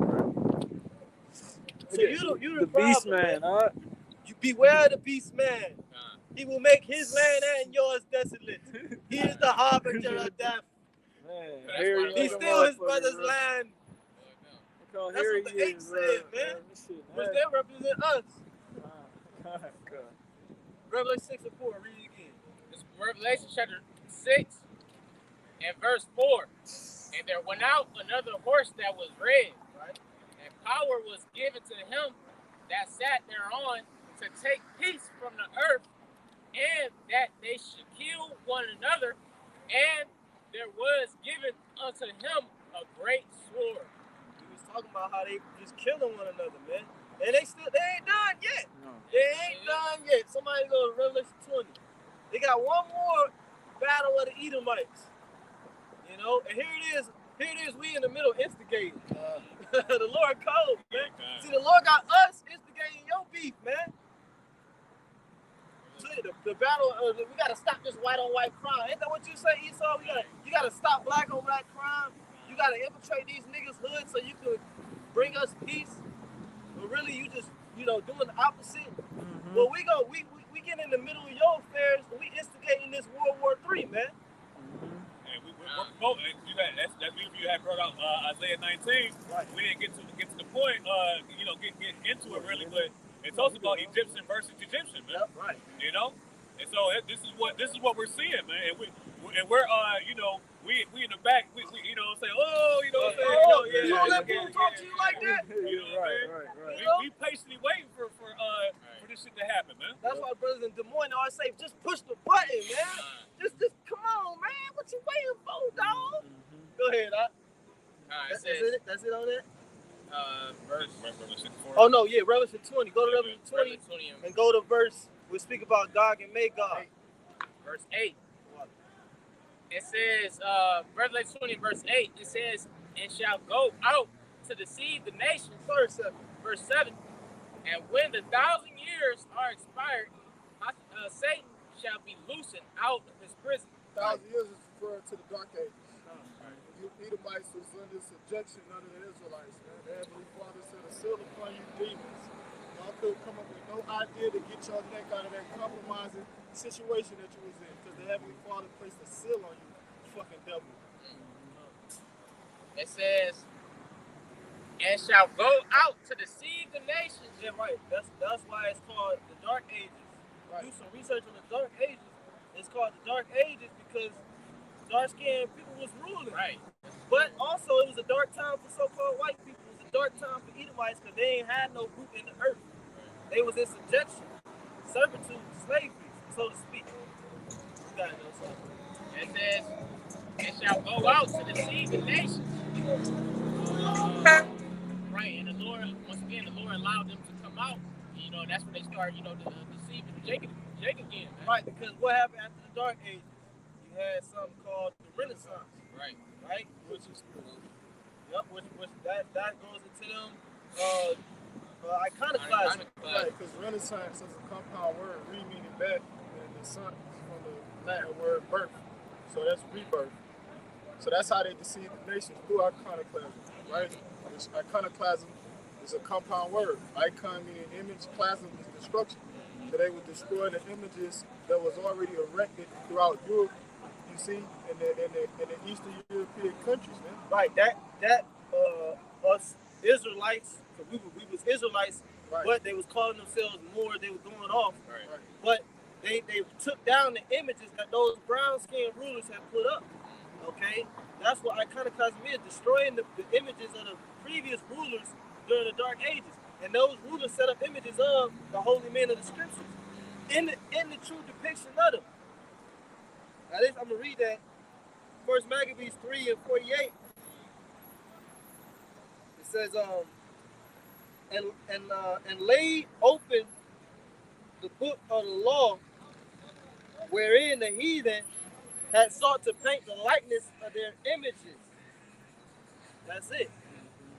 The heathen, they always desire to pretty much put their spin on the Bible, put their spin on the truth, put their spin on the gospel, put their spin on our heritage, to put themselves in the stead of us. And put their spin on history, man. When you have the ability to control, it said that in Game of Thrones. It talks about he said what did Tywin say to Jaime? He said, I got the power to erase you out of the history book. You know what I'm saying? Because when you have the power of history, now you can manipulate what people look like. You know, the original Greeks were Japhetic people, right? The original Romans were Japhetic people, right? You know, but what happened? They whitewashed the images. They changed history to make them exalted above everybody else. And that's what happens when you have the power of the earth, man. Yeah, when you got that great sword. Yeah, when that great sword was given unto him, you get the conquer. You get the conquering. And Esau, he don't have no heritage. His heritage is laid waste. Yep. So when Esau was conquering these different lands globally, he pretty much was adopting all of them ways and forming his own makeshift culture. Right. Just like you camps, you form your own makeshift doctrine. Right. That's what Esau did with his culture. He took a little bit of this. I like that breakdown. I'm gonna take that. And that's why they refer to Esau as culture. Yep. Identity theft. And I seen a video of Eve. She was harassing this Edomite because he had dreads, and then she was accusing him of cultural appropriation. God. You got that though. I mean, you looking back through history, looking like what's that fucking? But dreads ain't a part of our heritage though. Yeah, but it's still culture. Right. It is. Right. Because they still be from another. Right. East Indian. Right. That's like East Indian culture. That's some filthy, nasty shit. But when you go into like Elvis Presley, like when you go look at, some of the quotes, like where you think he got his whole like image and shit from? Where you like that whole sound came from being around Jay? You know what I mean? That's fact. I just added that. Oh yeah. Back at Revelation 20 and verse 8, it says. So we read he was loose from that lower state, and he was able to go out. Make that shit See, that's gonna say. So like, it says, and shall go out to deceive the nations, which are in the four quarters of the earth, Gog and Magog, to gather them together to battle, the number of whom is as the sand of the sea. So the Lord said that these Edomites, they're gonna be loosed out of that lower state. They're gonna go out, and they're gonna go out to deceive the nations. And then at the end of that deception, Lord gonna prepare Gog and Magog to destroy them. Right, because the scriptures talk about how the Lord had put hooks in his jaws in the book of Jeremiah. But also, right, because also it says together with battle. Because remember, what was the whole purpose of the NATO and EU in the first place? You know, it was to go up against the Soviet Union. Right. Mm-hmm. You know, right. So that was a prophecy of the Lord, man. Woo. You know, these words popping on the book. The Lord, you know, and that's why the Lord put hooks in their jaws, man. Because NATO and mainly NATO, because that's the military part. Because NATO was a conception from its conception, you got to put yourself in the shoes of Russia. Right. They think it was shit. We got to get back on our shit. You know what I'm saying? We can't let America get the upper hand. Like the USSR, Yeah. Soviet Union, it was dismantled during, I want to say, the last World War, was with Germany and all that. That's when they had dismantled the Soviet Union and separated. And that's why you got like Vladimir Putin. He kind of like on a military campaign. Right. What he do? And that's in the scripture though. You could not cut because that's in the scripture too. Because they're gonna be moving westward. You know what I'm saying? And conquering those different land masses in those different countries that used to be a part of the Soviet Union, like Ukraine, for an example. Ukraine is westward. right. Because west, what else is west of Ukraine? Israel. That's why when you go keep reading, they're gonna talk about compassing the camp of the saints.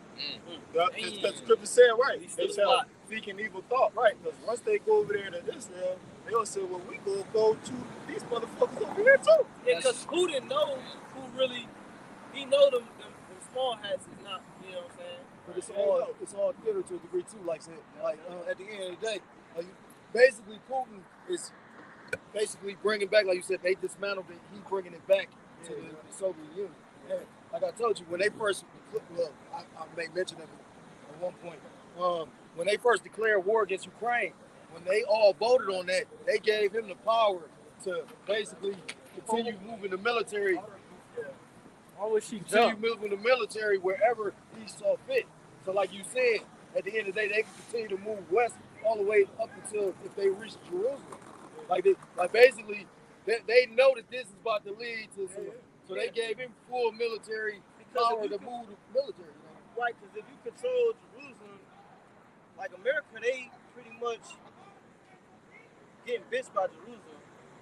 And like I said, Putin, he know that really it's Israel instigating a lot of this shit. That's why the scripture say the least of the flock shall call them out.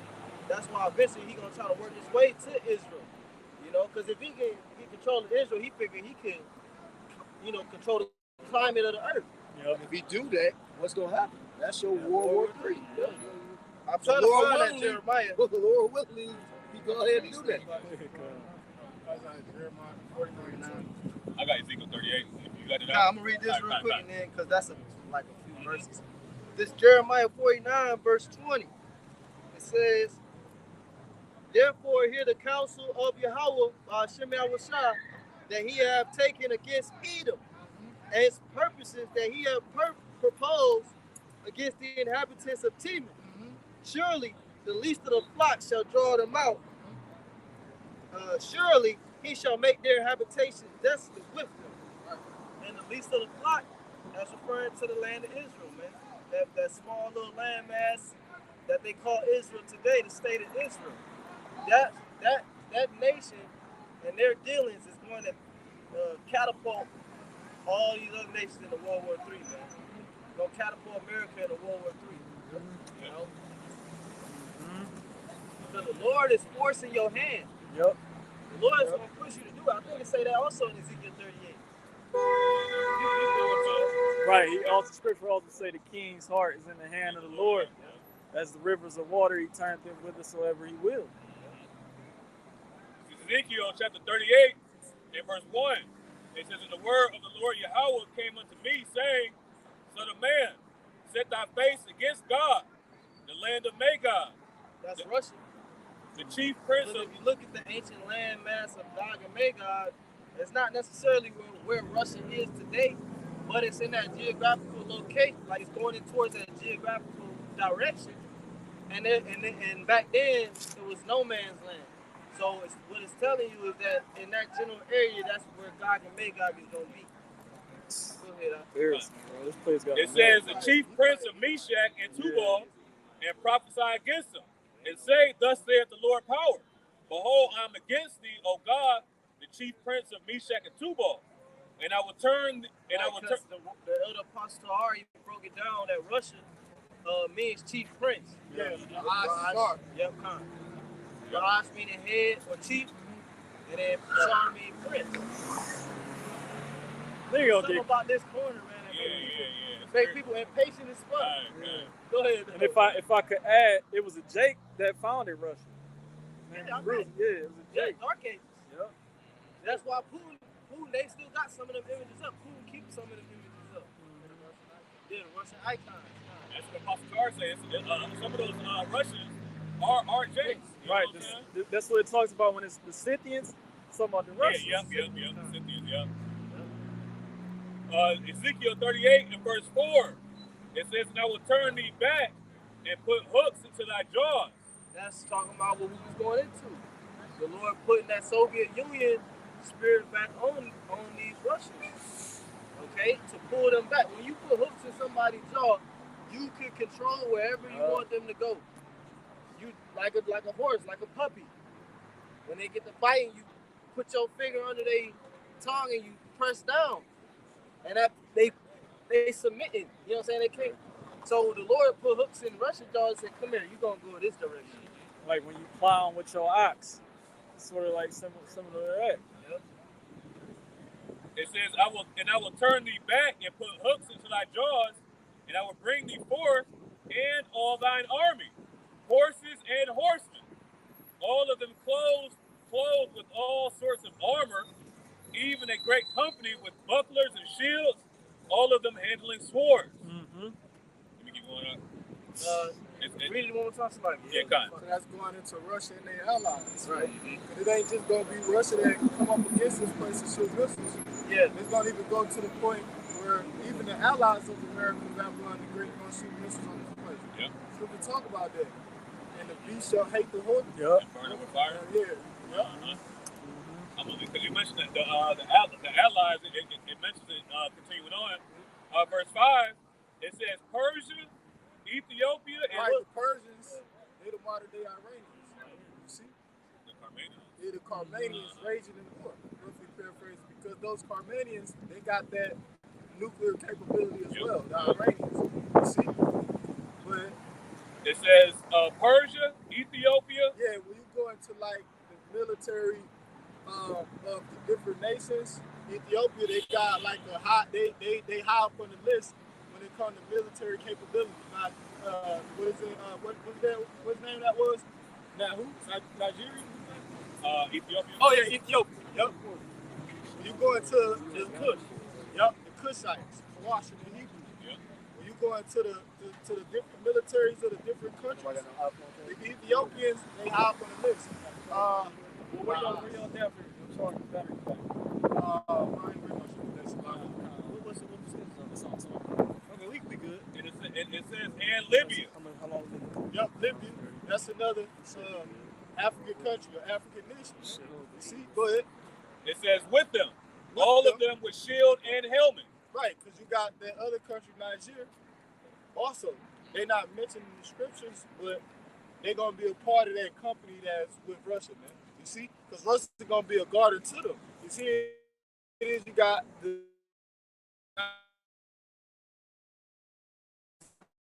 fly that we ain't giving y'all that shit no more. They taking advantage of it. You know what I'm saying? Guard unto them too. And he a guard to them too. Nah, I didn't say that. Yeah. Oh, just like That's good. yeah, because bricks, that's a part of that. Who they are guard unto, you know, and that's a alliance that's coming together right now. And they said they had 40 applicants.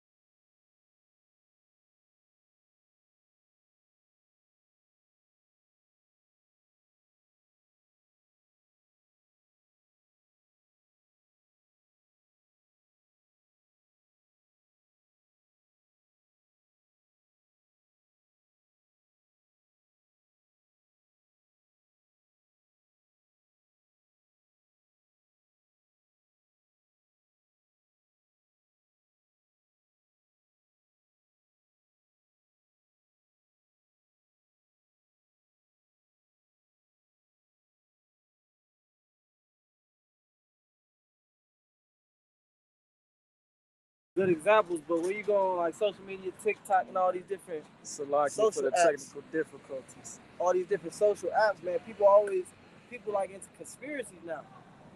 That used to be the wacky thing to do, but now everybody got some type of secret information they want to make a TikTok video about. And a lot of the shit is false, so it's confusion. Go ahead.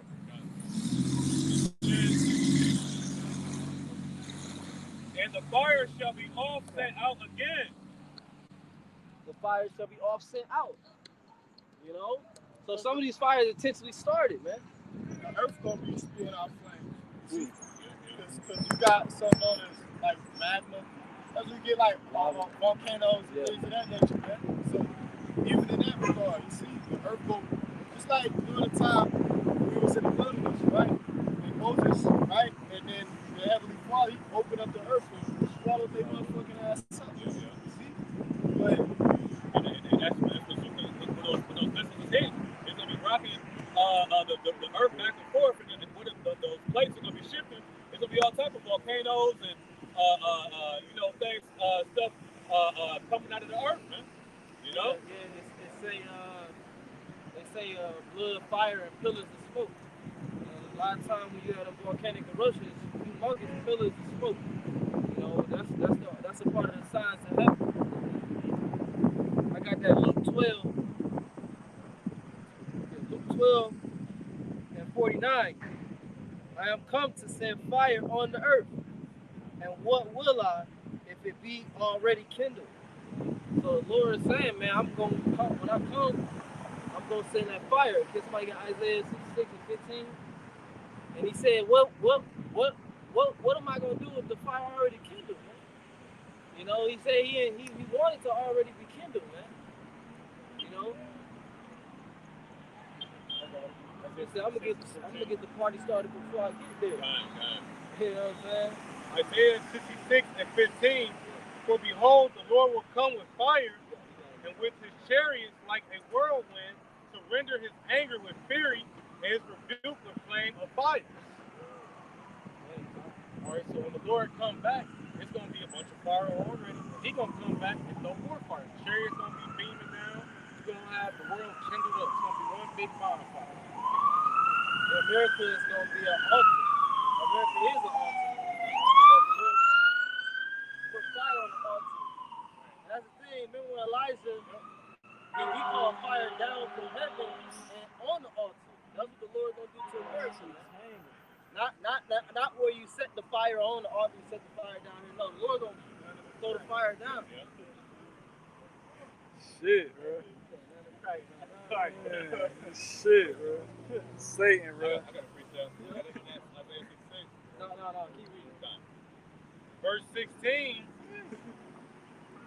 For by fire and by sword will the Lord plead with the flesh, and the slain of the Lord shall be many. Because when he came the first time, he came with words, he came to teach. The second time, he coming with the sword, he coming to rip flesh. He came with swords, with words this time too. You know, via us. Yeah, kind of. But they ain't want to hear us.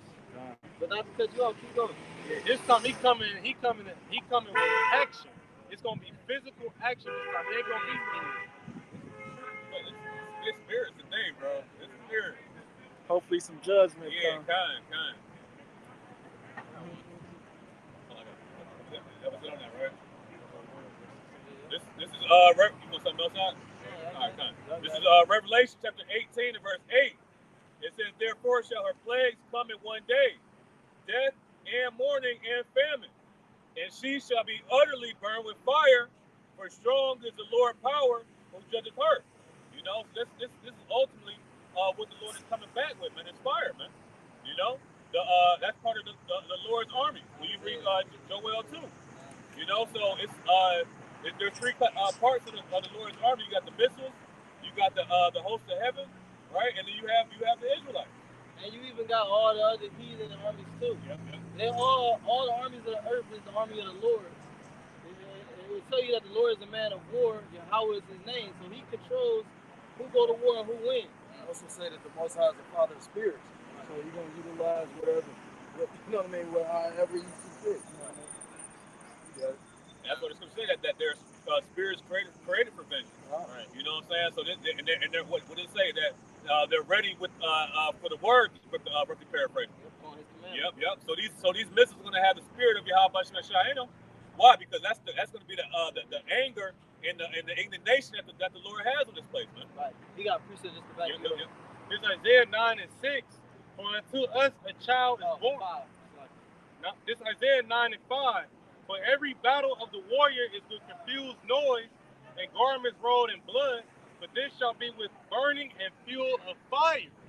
All right, so like them last wars, every single one before this one, really, even in world wars, you got people with the sword. You know, it was close combat. This time, it ain't gonna really be too much eye to eye. It's gonna be no missiles coming on. That fuel of fire, you gonna smell the burning, and you gonna know that's a missile. You gonna see it in the air, the smoke. You gonna realize it's over. And the Lord, you just done that. It's where it says that people shall be at the fuel of fire. Yeah, that's your favorite scripture. Yeah, I got one. You got it. You can bring yours out. Well, I'm gonna get it after this because it's a perfect scripture for that.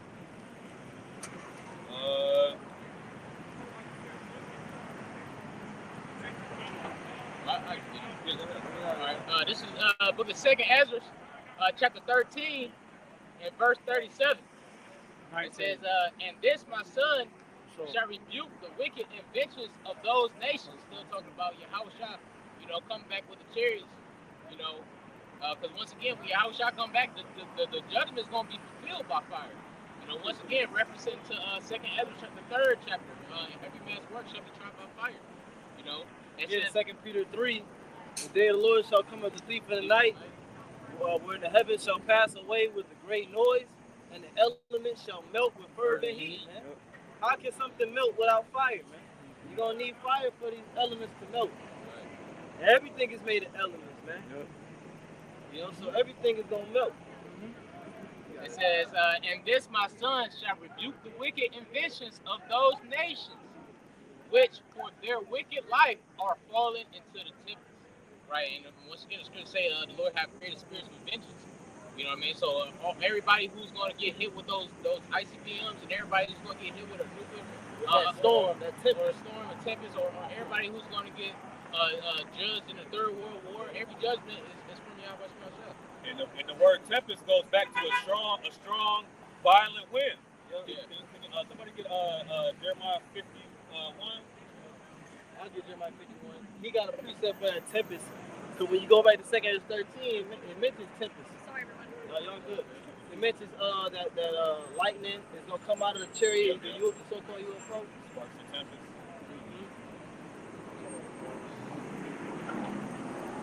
Like 8, maybe 7. Cast out sparks and tempest. I got you. 2nd Ezra chapter 13 and verse 10.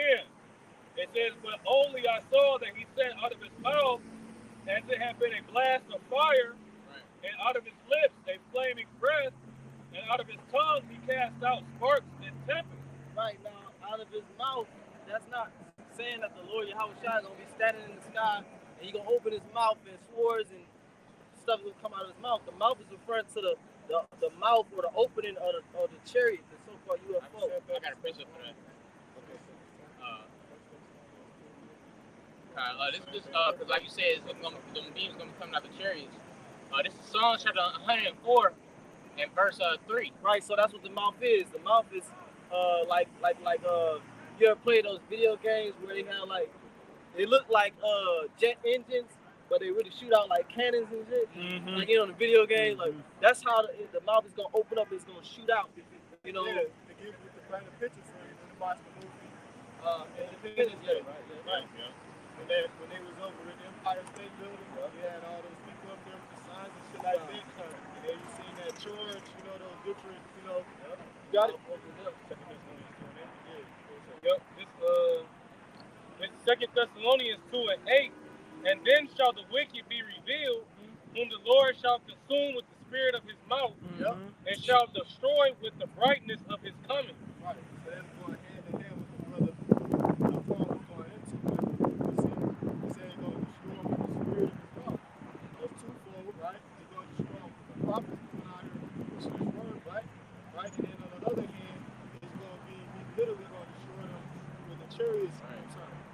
with the lasers. You see? I got this for you. This is Wisdom of Solomon, chapter 5, verse 21. It says, "Then shall the right aiming thunderbolts go abroad, and from the clouds, as from a well-drawn bow, they shall fly to the mark." You know, To the target.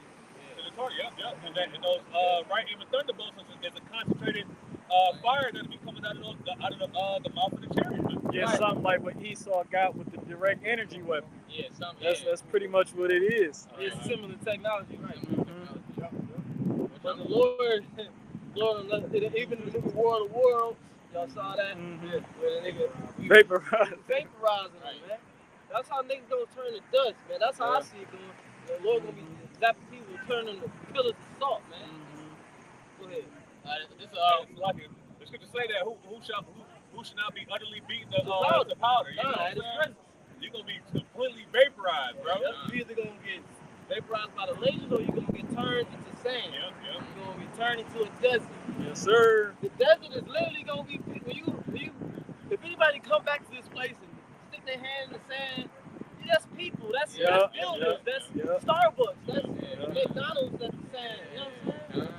Go ahead, that was in the movie. Like that was in the movie Planet of the Apes when he came across the Statue of Liberty, and it was buried in the sand. Yeah, he realized he was in America. It was a desert. You know? Planet of the Apes, man. The original though, it's old. That's why, and that's the scripture says that this land isn't gonna be inhabitable. You know, it's gonna be only inhabited by doleful creatures, right? Yeah, it said made desolate. Yep. Salaki, the word desolate means without an inhabitant. Salaki, which one was it where they was worshiping the Muslims? That was Planet of the Apes too, I think. Yeah, it was Another Planet. scene. They was. I don't know if that was the second one or what. I thought it was the first one. They was worshiping the Muslims. Yeah, they was been missing because it brought the end of the so-called white man. How about that? Well, I ain't gonna say worship, but they had it. No, they did have it like an idol. It was set up. Shrine. Yeah, shrine. like those concentrated beams from the chariots. This is Psalms 104, and I start at verse 2.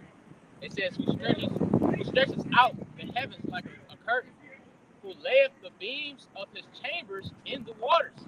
You know, so the beams of his chambers, those chariots, the beams, that's what the beams is going to be coming out, and that's what the chambers is talking about. The scriptures reference the chariots is a flying robe. It references it as a mountain. It references it as a cloud. You know, chamber. And it says who maketh the clouds his chariot. There you go, right there. Cloud. It says clouds his chariot. And the Lord can float the so-called UFOs inside a cloud. Right. People look at a cloud, they go, what is that? What is that? The cloud is weird. Because the chariot that might be come in the cloud. You can just read There's it. angels inside the chariot. Right. Looking at your ass. How about that? Right, they got a hit list, so to speak. That's Zechariah in the 5th chapter. They got a list of wicked jakes that they gonna zap to death too. It says, who maketh, and like we just read, ride upon a swift cloud, you know. It says, who walketh upon the wings of the wind, and that's also talking about the chariot. Yep, so I'll go back to 2 13, said about his mom. Because it mentioned tempest. And the brother read another precept where it talks about they fall into the tempest for their wicked life. That tempest Right. is talking about That was 30. the Lord's destruction, man, mainly upon America. Okay? Because it tells you also in Jeremiah that he came, he pretty much turned the place into a whirlwind, man. That's what you had the other night. That storm, that was a whirlwind, man. I think it was a chariot over the state because of where the lightning was hitting. I did see 3 chariots. Like, you know how the lightning flashed and you see shadows in the background? The lightning flashed, I saw 3 chariots that was like on top of each other, going at a diagonal angle, like 3 circles. And then the lightning flashed again, it was gone. I'm talking about the lightning flash was only like 2 or 3 seconds apart, you feel me? So I'm like, damn. In the world, is another word for tempest. You know, strong wind. Yep. You know. Look at one that Ezra. Yeah, okay. 2nd Ezra 13 and verse 11, it says, and they were all mixed together blast of fire, the flaming breath, and the great tempest, and fell with violence upon the multitude, which was prepared to fight. Yeah, so the Lord, He gonna send some type of combination of destructive laser beams and fires. It's all gonna be mixed together. It's gonna be some new shit, man. You know, He's just gonna zap the hell out of these people, man. Some outer Earth atmosphere heat, man. Yeah, he's something. He got a doom machine.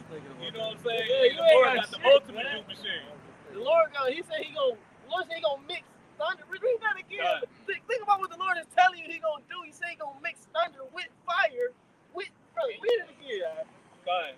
2 Corinthians 13 and verse 10. It says, "But I only saw that." Bro, I don't know about y'all. When that lightning was striking, bro, that shit, and you know, you could tell how close the lightning is because when the lightning strikes, however many seconds it takes for the thunder to come after, that's supposed to be like how many miles away from you it is. Yep. So one time when I was at work, I work out in Westlake. It's like it ain't a lot of city out there. So the lightning was striking close as hell, bro. I was in my car like, Lord, please don't blow me up. You know what I'm saying? That lightning ain't no joke, man. That's some powerful shit. And then your car can get struck by lightning and you can survive because of the rubber tires. So imagine what that feels like to be in a car and the lightning hit it. Probably just feel like pure power, bro. You know, you guys go. 2 Corinthians 13 and verse 10.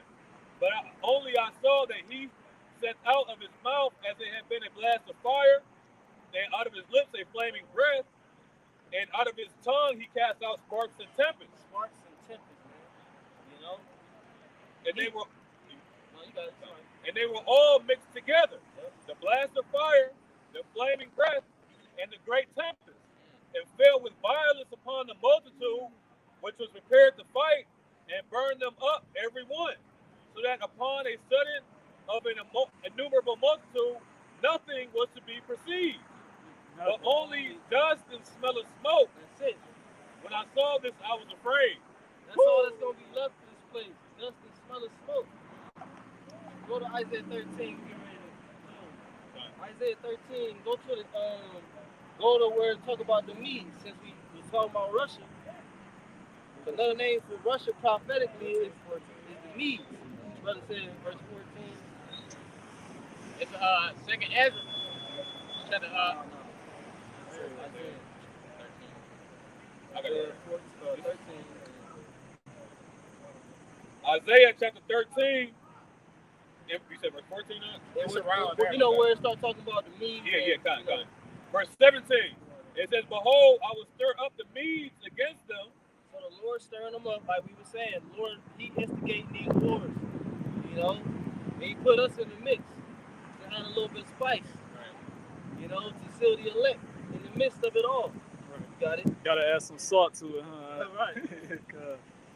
It says, "We shall not regard silver, and as for gold, they shall not delight in it." Right, because you go into a whole other money system anyway. Mm-hmm. You know? And you ain't really gonna have nothing that they value. Yeah. They gonna want you. They Right. gonna want blood. Yeah. So that's what that's going into. The gold and the silver represents money. So you ain't gonna be able to buy your way out of this situation that the Heavenly Father gonna put you there. Because these devils, they got all the money. You see? And I think it's a scripture in the book of Psalms, 29 chapter, talk about that. About how the money ain't gonna be, how they ain't gonna be able to offer a ransom. Yep. Yep. So y'all ain't gonna be able to offer no ransom. You see? It's 49. Psalms 49. Psalms 49, 6, something like that. Hold on, I got it. Psalms 49 and 6. They that trust in their wealth and boast themselves in the multitude of their riches, none of them can by any means redeem his brother, nor give to the Most High a ransom for him. Right, so you ain't gonna be able to get Pay the off the ransom. Lord. No, you don't. Because it's already set in stone. And you made a good point. They got all the money. Right. So by default, the Lord gotta put them in a situation they can't buy themselves out of. Well, then remember you put the precept yesterday. Psalms 50 said everything in the earth is mine. So. That's it. Right. Keep going to Isaiah 13 In verse 18, it says, their bows also shall dash the young men to pieces, and they shall have no pity on the fruit of the womb. Right, what's the bows? Bows is referring to the missiles. Because a normal arrow ain't gonna dash you to pieces. A normal arrow might give you it's like a puncture wound. Right. You know, like you got stabbed. But you ain't gonna, your arm ain't gonna go that way, and your leg ain't gonna go the other way. Right. You know, that's talking about a missile. Right. It's gonna dash these people into pieces, man. Go ahead, It says, their eyes shall not spare children. I shall not spare children, because when a missile hit, you can't dictate. Oh, don't fire go into this house. Right. It's 7 kids in there, or don't go to that house because it's an old lady in there. Yeah, like they say, a bullet don't got no name. Mm-hmm. So it's the same type of equivalent with these arrows and these missiles. You see, wherever in that general area, what they call it, the blast radius. Yep. It's done. You know what I'm saying? It don't matter if it's an elderly person. It don't matter if it's the fruit of the womb, pregnant. It don't matter. You see? And that's how you know when the missile's finally get shot, it's a wrap, because it's what's called Mutual assured destruction. The missiles is so detrimental, and you can't pinpoint your target. So once the missiles start getting shot, that's when you're in all-out war. You know, because they can't control where these missiles is going to and what these missiles is hitting. Mm-hmm. So it's like, man, fuck it, just shoot them. You know, blow them up, hit that city. Right. They primary intended target. There. That's it. And also where Esau dwelled. Right. The scripture says, by these the third part of men killed. Right. So Europe gonna catch some missiles. Yeah. We know the land of Israel gonna be completely destroyed. Everybody in this corner, right? Man, It's like a missile.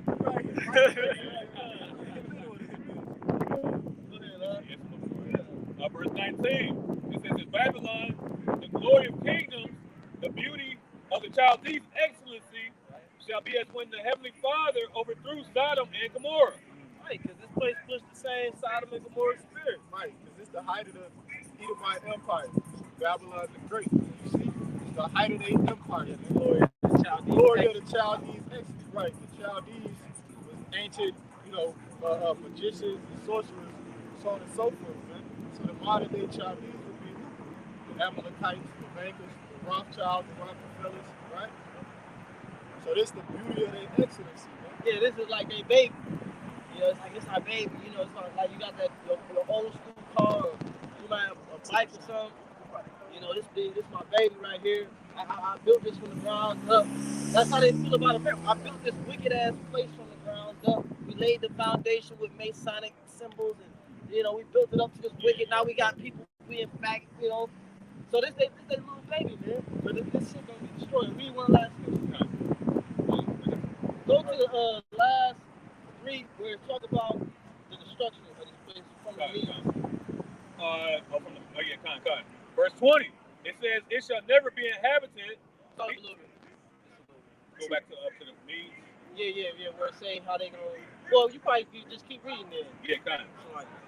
It says, it shall never be inhabited, neither shall it be dwelt in from generation to generation. Mm-hmm. Neither shall the Arabian pitch tent there. That's so unbelievable to these people, because this place got over 325 million inhabitants. And we telling them that nobody's gonna be here, man. Everything's gonna be wiped out. You got people don't believe just because they steadily building. You know what I mean? Like I just seen like shit coming down this way. It's like 2 fucking buildings. They don't know the scriptures, but we know these things. But most people are carnal, so they're looking at it with their eyes. They're not understanding what the scriptures say. The scripture said, I shall build, they shall build, I shall build down. So it shall be not one stone standing in front of another. Good. It says, neither shall the shepherds make their fold there. Right, so ain't no heathens that come over here and make no money on it. You know what I'm saying? They ain't gonna set up no shops, they ain't gonna set up no gas stations, no Chevrons, no motherfucking Chick-fil-A's, whatever. Right? But wild beasts of the desert shall lie there. Yeah, the cockatrice, street child, okay? It's gonna be a resting place on their, what do you call that shit? On their migration. I'll choose that word. Go ahead. These unclean and hateful birds. Go ahead. Vultures, all that. Yep. It says, and their houses shall be full of doleful creatures, and owls shall dwell there, and satyrs shall dance there. And the wild beasts of the island shall cry in their desolate houses, and dragons in their pleasant palaces. And her time is near to come, and her days shall not be prolonged. That's it, man. That time is coming, man. And it's not going to be prolonged. So seek the Lord while he may be found. Closing, we're going to give all praise, honor, glory, and worship to Yahweh, Ba'ashem, Yahushai, Ba'ashem, Rakakadash. That's the name of the Heavenly Father, once again, in the name of the Holy God, Son, in the name of the Holy Spirit, double honors and prophet, every great millstone. Come out, Shalom, Shalom, Baba. What level ball?